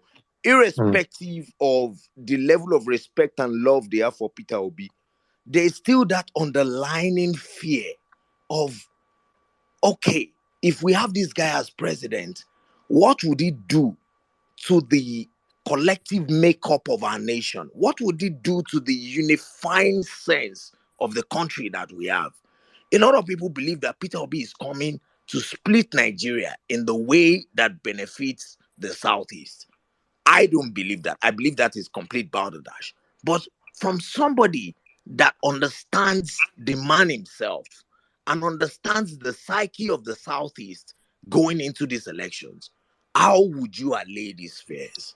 Thank you so much, sir. Well, to begin with, the composition of Nigeria today, the Southeast has only 5 states out of 36 states. Any vote that is going to be taken in Nigeria in its present political structures, namely the National Assembly, will have the Southeast in a minority. So it is practically impossible for Peter to be as president of Nigeria under our present constitution, under which he will be elected, even if he has the most strange and unusual Biafran motivation to be able to enact a legislation that will change the status quo of Nigeria without the agreement of the component parts of Nigeria. That is axiomatic. It doesn't require even somebody who didn't go to school doesn't need to be proved. This doesn't need to be proven to him. Anybody who is saying this is just being semantic. He's just trying to give a dog a bad name in order to hang it. The Southeast have 5 states out of 36 states. So how can 5 people vote against 31 people and change the structure of Nigeria without a consensus? It is practically impossible.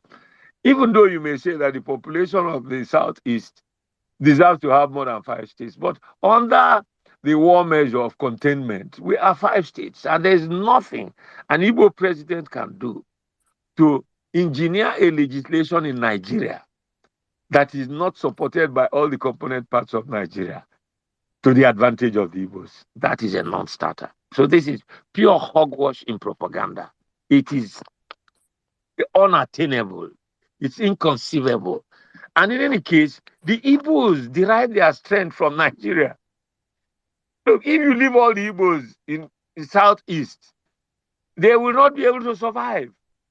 So the Igbos need a Nigeria where they can establish their businesses in all parts of Nigeria. So they still need the Nigerian structure to survive. And I think that thing, and don't forget, the war ended in 1967. This is 2023, and if you check now, I would That's say, ended in 1970, yeah. sorry, 1970, started in 1967. This is 2023. So the war ended about 43 years ago. I mean, is it 53 years ago? And let me tell you, a number of the Igbos today who were born at the end of the war are 53 years old. Those who went to the war are almost extinct. I was in Biafra, but I'm 70. I'm going to be 71 this year. My mother died at 79, and my father died at 72. So if I live as long as my father, I'll be 2 years more here. So, if you have that morbid fear about the Igbo Biafrans, it doesn't exist. But, if you continue to treat Igbos as if they were outsiders in their country, and they seek for an exam and they pass into a university and get a cutoff mark of 67, and you admit somebody who has a cutoff mark of 17 and they don't get in, how do you want them to feel? They live in the same country.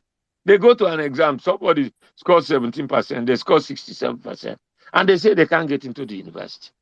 How do you want to feel if you are a citizen of that country? You go to an application for employment, they put a test for you, a written test, and you score 90%, and somebody scores 20%, and he's taken. How do you feel? But Do you really feel that? excuse me, sir. Excuse me, sir. As a Yoruba Yeah. man, I applied for the Nigerian Defense Academy right after I finished from Command Secondary School, and I was still declined simply because I'm a Yoruba man, and And the obviously, quota for you my will not school feel happy. the quota for my school has already been The filled. point I'm making is that whether you're a Yoruba man, an Efik man, an Ibibio man, a Hausa man, a Fulani man, and Gash, wherever you are from Nigeria, you should have equal rights to amenities in Nigeria. There's affirmative action in America, but it is not at the expense of merit. No country grows by changing standards. Pass is pass and fail is fail. You cannot promote somebody to a position he cannot hold simply because you want a quota system. Is that right? No, sir. What you do is to emphasize more investment in educationally disadvantaged areas and bring them up to shape so that within a period of 5 years, there is nobody who is educationally disadvantaged anymore. But So when people decide, how do you encourage people who don't prioritize education? That's my last question. Thank you so much, sir. Well, we have to have a government policy in which education is a right in Nigeria. And every child must have a right to that education. And you can't climb to the next ladder if you don't have it. We must make it compulsory. Why should one man marry 10 wives that are not educated? Are we building a better society? Doesn't make sense to me. We cannot hate some people because they come from one part of the country and say they will not have good education. That's wrong. Any leader in Nigeria who advocates it does not mean well for Nigeria. The answer is education. If we are all educated, some of these things that are issues will no longer be issues anymore. And you know that by the time we're all educated, our values will be coterminous. They will synchronize. They will be compatible. And, miscegenation, marriage across ethnic lines will become more. And very soon, nobody will remember where you come from and nobody's interested. I know my friends who are Igbos in Lagos who have lived all their lives in Lagos and will never come back to Igbo land anymore. They probably come when they bring back their corpses. Because Lagos is their home. I know those who live in northern Nigeria and speak better Hausa than Hausas and who will never come back again except when they bring back their corpses. They are in their retirement ages and they are still living there. That's the Nigeria of my dream. There is something beautiful about each one of us. And we are very lucky to be all concentrated in one place so that there can be cultural miscegenation and we can benefit from what each other has. Sheikh Shebeni. Oga, can you hear me? Yes, I can hear you, sir. I can hear you. I just asked you a rhetorical question in Yoruba. I said Sheikh Shebeni. You know? Sir. One Yeah. last question. So, in the event that PO, in the event, Omar, we have to move. no, oh yes, I want us to move forward. But in the event that Peter Obi ends up as president, what advice would you have for the Igbos in Lagos, considering the post-electoral violence that they are likely to be exposed to? Because this is something that, irrespective of how much we like to be optimistic, there is no denying of the fact that in the case where Peter Obi wins the presidential election, Bola Tinubu via Jide Sanwo-Olu, who is most likely to win the Lagos governorship election, how would the violence that is likely to be meted out on Igbos, how would it be handled? Are we going to have some sort of federal power addressing that? Because we have to protect the people. We cannot lead them down to the slaughter in the name of canvassing for a candidate. What if it all goes wrong? This is my own concern. Well, that's why we have the Peace Committee of General Abdul Salam Abubakar. I am sure that that question should go to them. But you see, our people, there are people who can adjust to any situation. Believe you me. If you know how we lived in Biafra, you would not believe that. We ate lizards as meat in Biafra. We ate lizards as meat. We drank water from polluted wells. I'm telling you. We ate leaves that were not edible. Some people died of it before we stopped eating it. Igbos can adjust themselves to all sorts of situations. And look, all Yorubas are not as you frame them to be. I mean, my concept of the Yoruba man is not the thuggery paint that you display in this question. There are some Yorubas who resist Igbos being treated in that way. Just because their brother won an election, then you want to kill them. No. And don't forget, Yorubas live in Igbo land. They live in northern Nigeria and so on. And nobody would like his brother to be treated that way. I'm sure that the national security apparatus will come to play. And so will our religious and traditional rulers come to play when we have apprehension of that kind of explosion coming. And so will ordinary innocent citizens come to defend people Don't forget that there was a pogrom in northern Nigeria when Saramadu Bello of blessed memory was killed. And I know Igbos who were hidden by northerners, and they were not killed in the pogrom. And they kept them in hiding for 6 months, for 1 year, until the tempers cooled down. And they stayed there and were saved from the war. And they grew up in northern Nigeria. And we only saw them at the end of the war. They were northerners who couldn't see that carnage. So they took them in and hid them in their inner recesses. And they were giving them food once a day in the night. They were creeping to their hideouts to give them those food. And they were taking their refuse and going to dispose of them. And they did it for 6 months, 1 year. This country has people who are resilient. And we have so much that hold us together. I mean, I don't know how I can fight a Yoruba man in my life after going to school in Ibadan. I don't know how I can fight a Fulani or an Hausa man after the way I was treated by Shehu Shagari as boss, or by Ibrahim Babangida, or by General Abubakar. You know, these people treated me as if I was their brother or their son. You know, so as you go through this, you become detribalized. And a number of Igbos who have gone through this and lived in other parts of our country have become increasingly detribalized. And as we get to this crunch, everybody won't be mad. You know, your people, the Yorubas, are urban and cosmopolitan. You know, and there are people who are socially misogynist. You know, they relate with people very easily. You know, and there may be spices of tribal anger, but they will be contained by the majority who are not like that. That's my belief.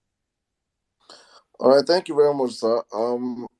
We'll take like maybe 3 more, 4 more speakers. Maybe we should ask him Again, if I he thought has. it was 8 o'clock Do you have the already. time? Do you have the Sir? time for more questions? Oh yeah, your time is up, sir. Do you want to give us extra time, sir? People want to ask you questions, sir. I don't know if you can indulge us a little bit more. No, it depends on whether they can allow you more minutes. But Yeah, I hope uh, you'll be kind enough not to exhaust the capacity of an old man. yeah. So can we take 30 minutes more, sir, please? No, take 15, sir. 15, okay. Okay, sir. And you know you would utilize that You know, if okay, 20. You sir, know, if I have let me say a something, sir. late dinner, it will bounce on my health. yeah, It's just the dinner, sir. If not, Pa Adebajo was here and he's 95 and he gave us extra 45 minutes. So if you're younger than him by like 20 years, so you should not use age, on these young people. You know that longevity is not something that comes to everybody. You know, some age factor. But let's carry on and see okay. how far we can go. Okay, Thank you, sir. Thank you. All right, please, Dr. Nasa, please, your question in a minute. Thank you. Okay, thank you very much for giving me the opportunity. Listening to Chief Nwodo is a kind of taking a blood tonic. I have been privileged to know him, sit with him at Mulumba before I left Nigeria. So my question is this: you have touched it with the Omar question, but I have to ask again, like as somebody who has been the president of Ohaneze Ndigbo, and as at the same time you are still being part of what is being discussed at that level. You know, this bigotry of a thing has a political undertone. Is there any kind of discussion around this tribal and religious bigotry, which is being flagged off during political season at that circle of Ohaneze and other part of that kind of association, sir? Thank you. Yes, did you say Chinaza? Uh, Thank you. I didn't know we were parishioners together. You know, thank you for admiring me. Don't forget I'm single, so be careful.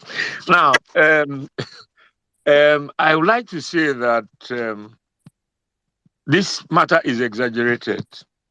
I did tell you earlier on that I belong to an association called the Southern and Middle Belt Leadership Forum.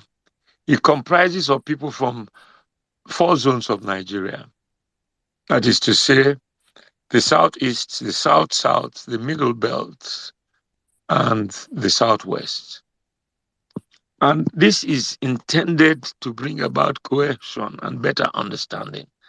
And you know that its leadership really reflects the leadership of the different subgroups. It may not reflect all the leadership, but it's unquestionably part of the leadership of each of the segments of the Southern and Middle Belt Leadership Forum.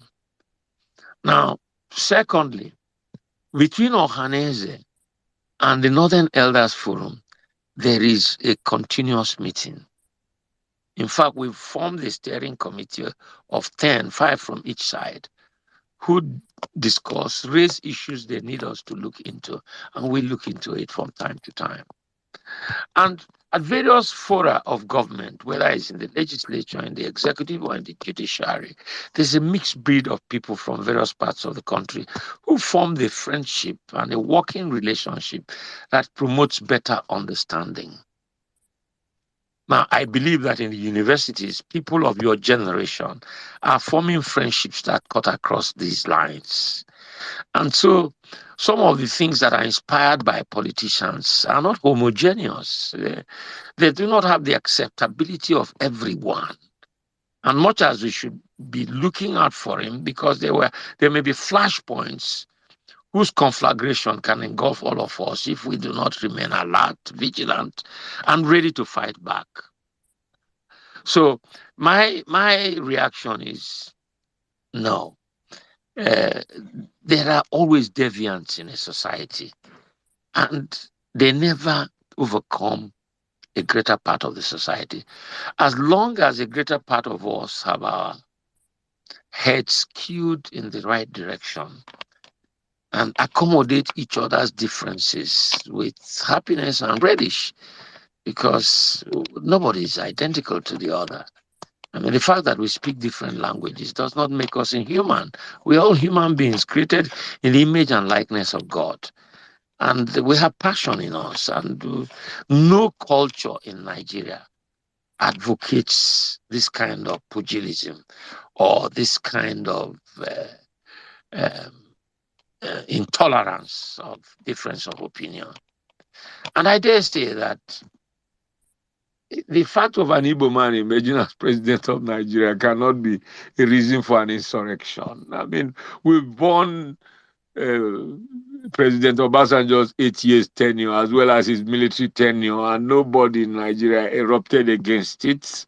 We've borne Shagari's tenure, we've borne Yaradua's tenure, we have borne Buhari's nearly 8 years tenure now.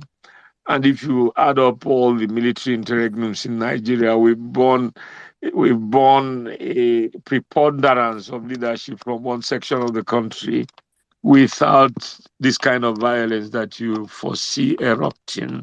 So I think sometimes in our panic, we exaggerate the situation. I mean, the other day you had a rally in Lagos. Yes, some people behaved abnormally, but they were a minority of the people. And I'm sure that if the security were not in any way compromised, we would have seen those who were responsible for this now. And the law would have taken its course, and it would have been a deterrent for such things occurring. But there'll be incremental improvement. Every society goes through this. And I think we all have to be patient, vigilant, tenacious, consistent in our beliefs, and in fighting those things that are likely to impinge on building a better society.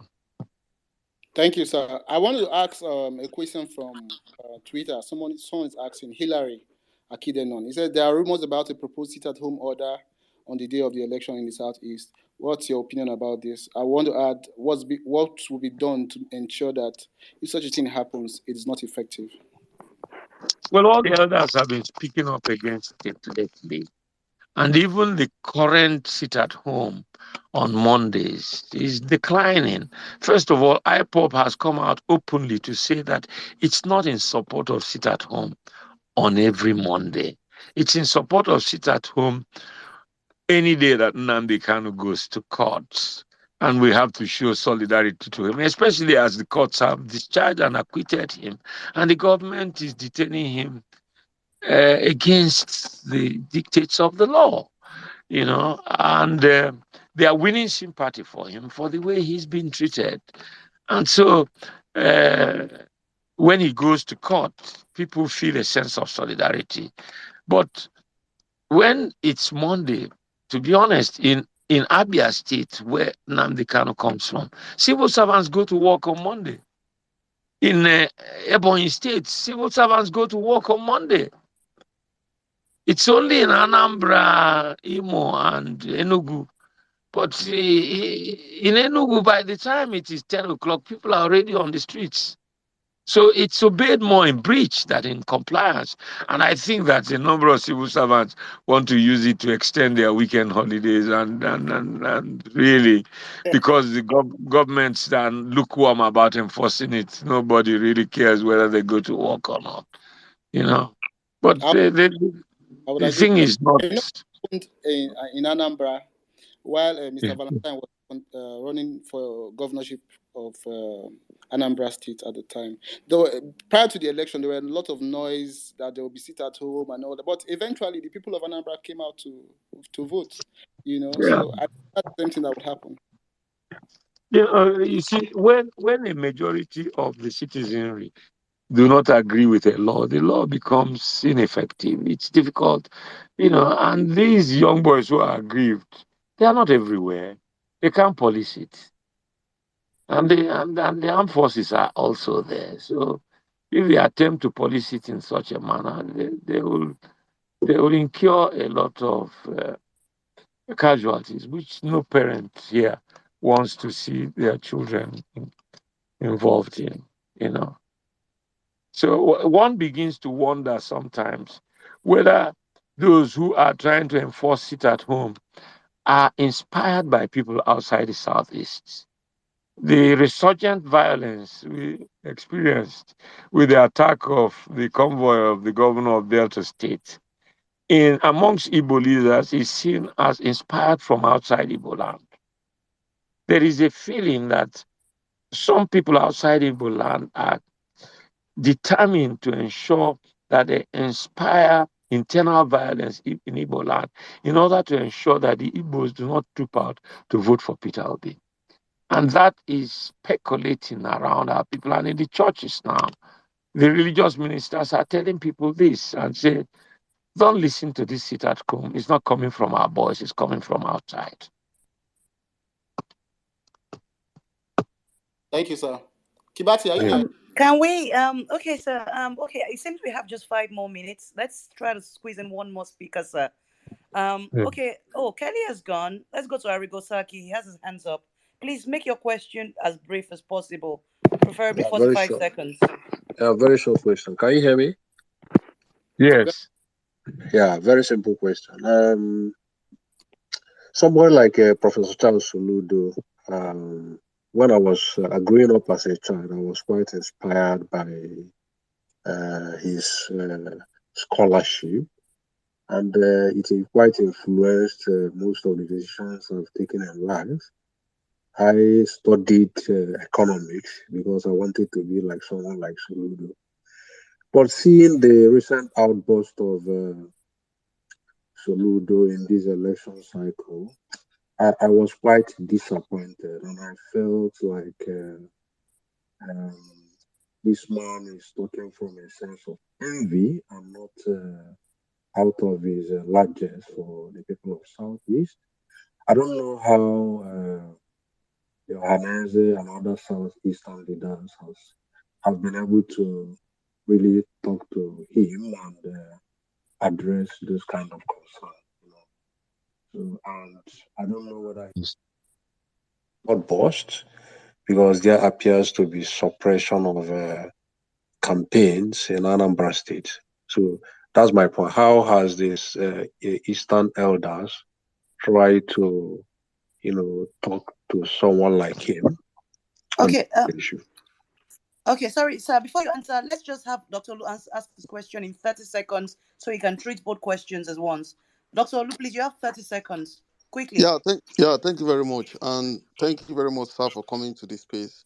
Well, my question is, I understand that Ohanese are actually officially endorsed their principal Peter Obi, but the question is there any other thing they are doing underground to one canvass for the votes, two to protect our votes in such a way that people will not be intimidated, people will be encouraged, so that we can have a higher turnout, so that it will not just be on paper like they endorse on TV. Is there anything that is being done officially underground to mobilize people, to encourage people to come out to vote, and to ensure that their votes are secured? Because I believe Anambra can give us 1 million votes if they actually come out to vote. Thank you very much. Okay, listen. Regarding Professor Soludo, he's my friend. I appointed him chairman of the Planning and Strategy Committee of Ohanese when I was President General. He's a professor, and professors tend to be idealistic. He and Peter are very close friends. Peter is the godfather of his son, and he's the godfather of Peter's son. And I believe they've also had rivalry from going back a long way. But I think he's toned down some of his outbursts, and I think we let it be there. They have familiar relationships where these matters can be resolved without further exacerbating our energies or inflaming the passions. I think it's a matter of rivalry. And it doesn't go beyond that into he's speaking for his state. And I'm sure that if he continues to say what he's saying, he may put his own popularity on the line.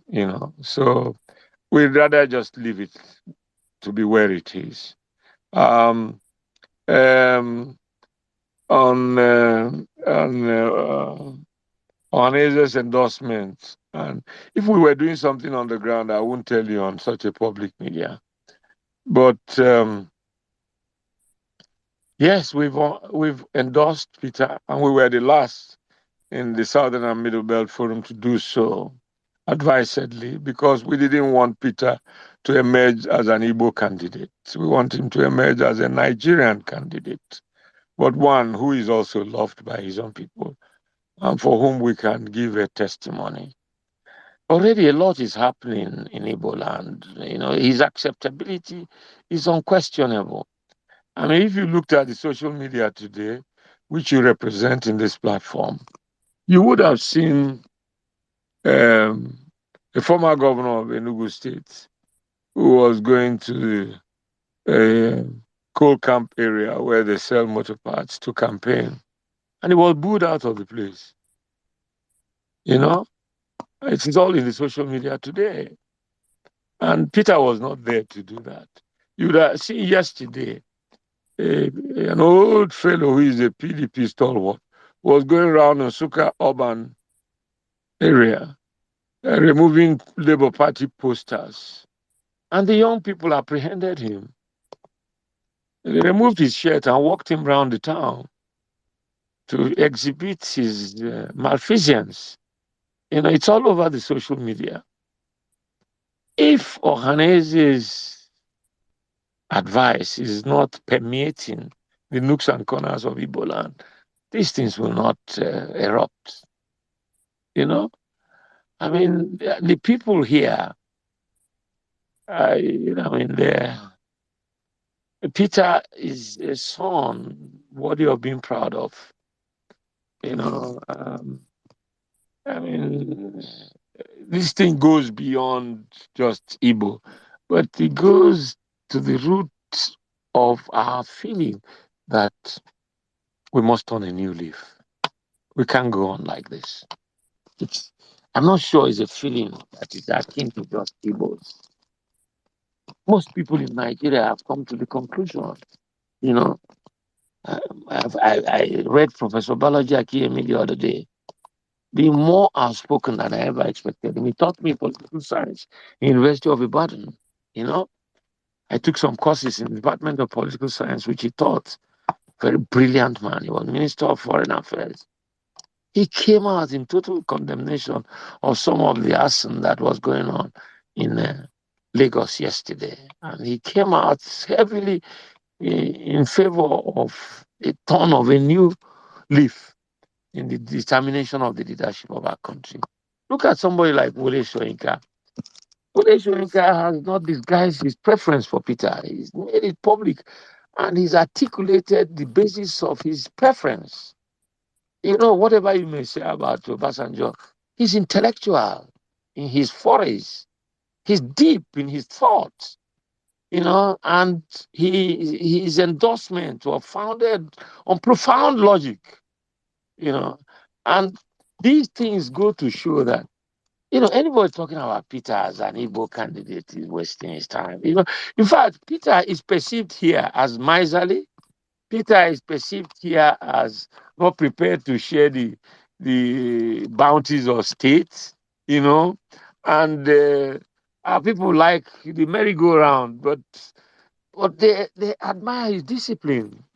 And they admire the fact that he's admired by other Nigerians, and it makes him popular amongst our people, that he's admired outside his place. And clearly, if people love your children outside your home, you cannot but bless him for attracting you new friends and people who appreciate you. So we cannot do more but just pray. And as we say in these parts of the world, the hand of God is manifesting what is happening. The way things, look at the number of hours you are spending canvassing for Peter and canvassing for a better Nigeria. Your altruism, only God knows where you get money to finance this electronic discussions on a daily basis, you know. And God knows how many people are listening to it and are being convinced by some of the contributions we all have made today. This is the new Nigeria we look forward to. I can't wait for it. And I will sing my non Dimitus as soon as it arrives. I would have fulfilled my existence in life if you guys can take over and take us to the promised land. I can't thank you enough for giving me this opportunity to share these thoughts with you. Oh, thank you so much. Merci infiniment. It's been an honor to have you on the platform. You've been inspiring. We've drawn a lot of strength from your words, and you can be sure that we're inspired to move forward and get the job done.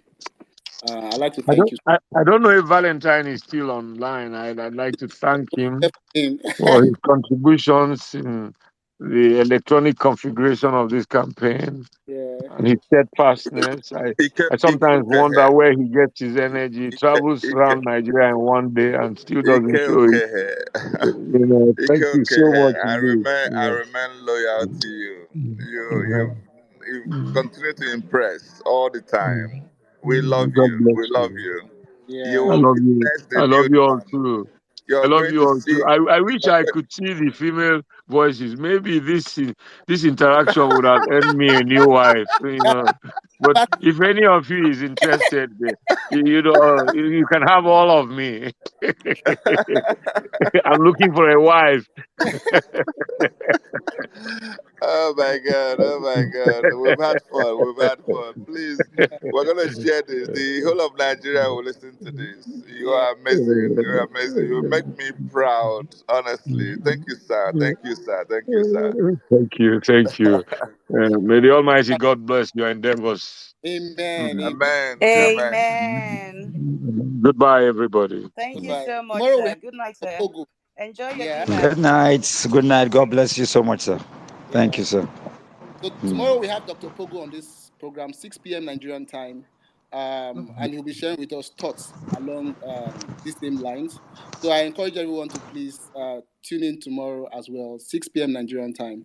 On behalf of my co-hosts, Kibati, Bankole, Emma Saddam, Dr. Mo, and our guy, Valentine Ozibo, this is me signing out and saying thank you very much. See you All tomorrow. right. One Thank you love. so much. Thank One you. love. Thank you.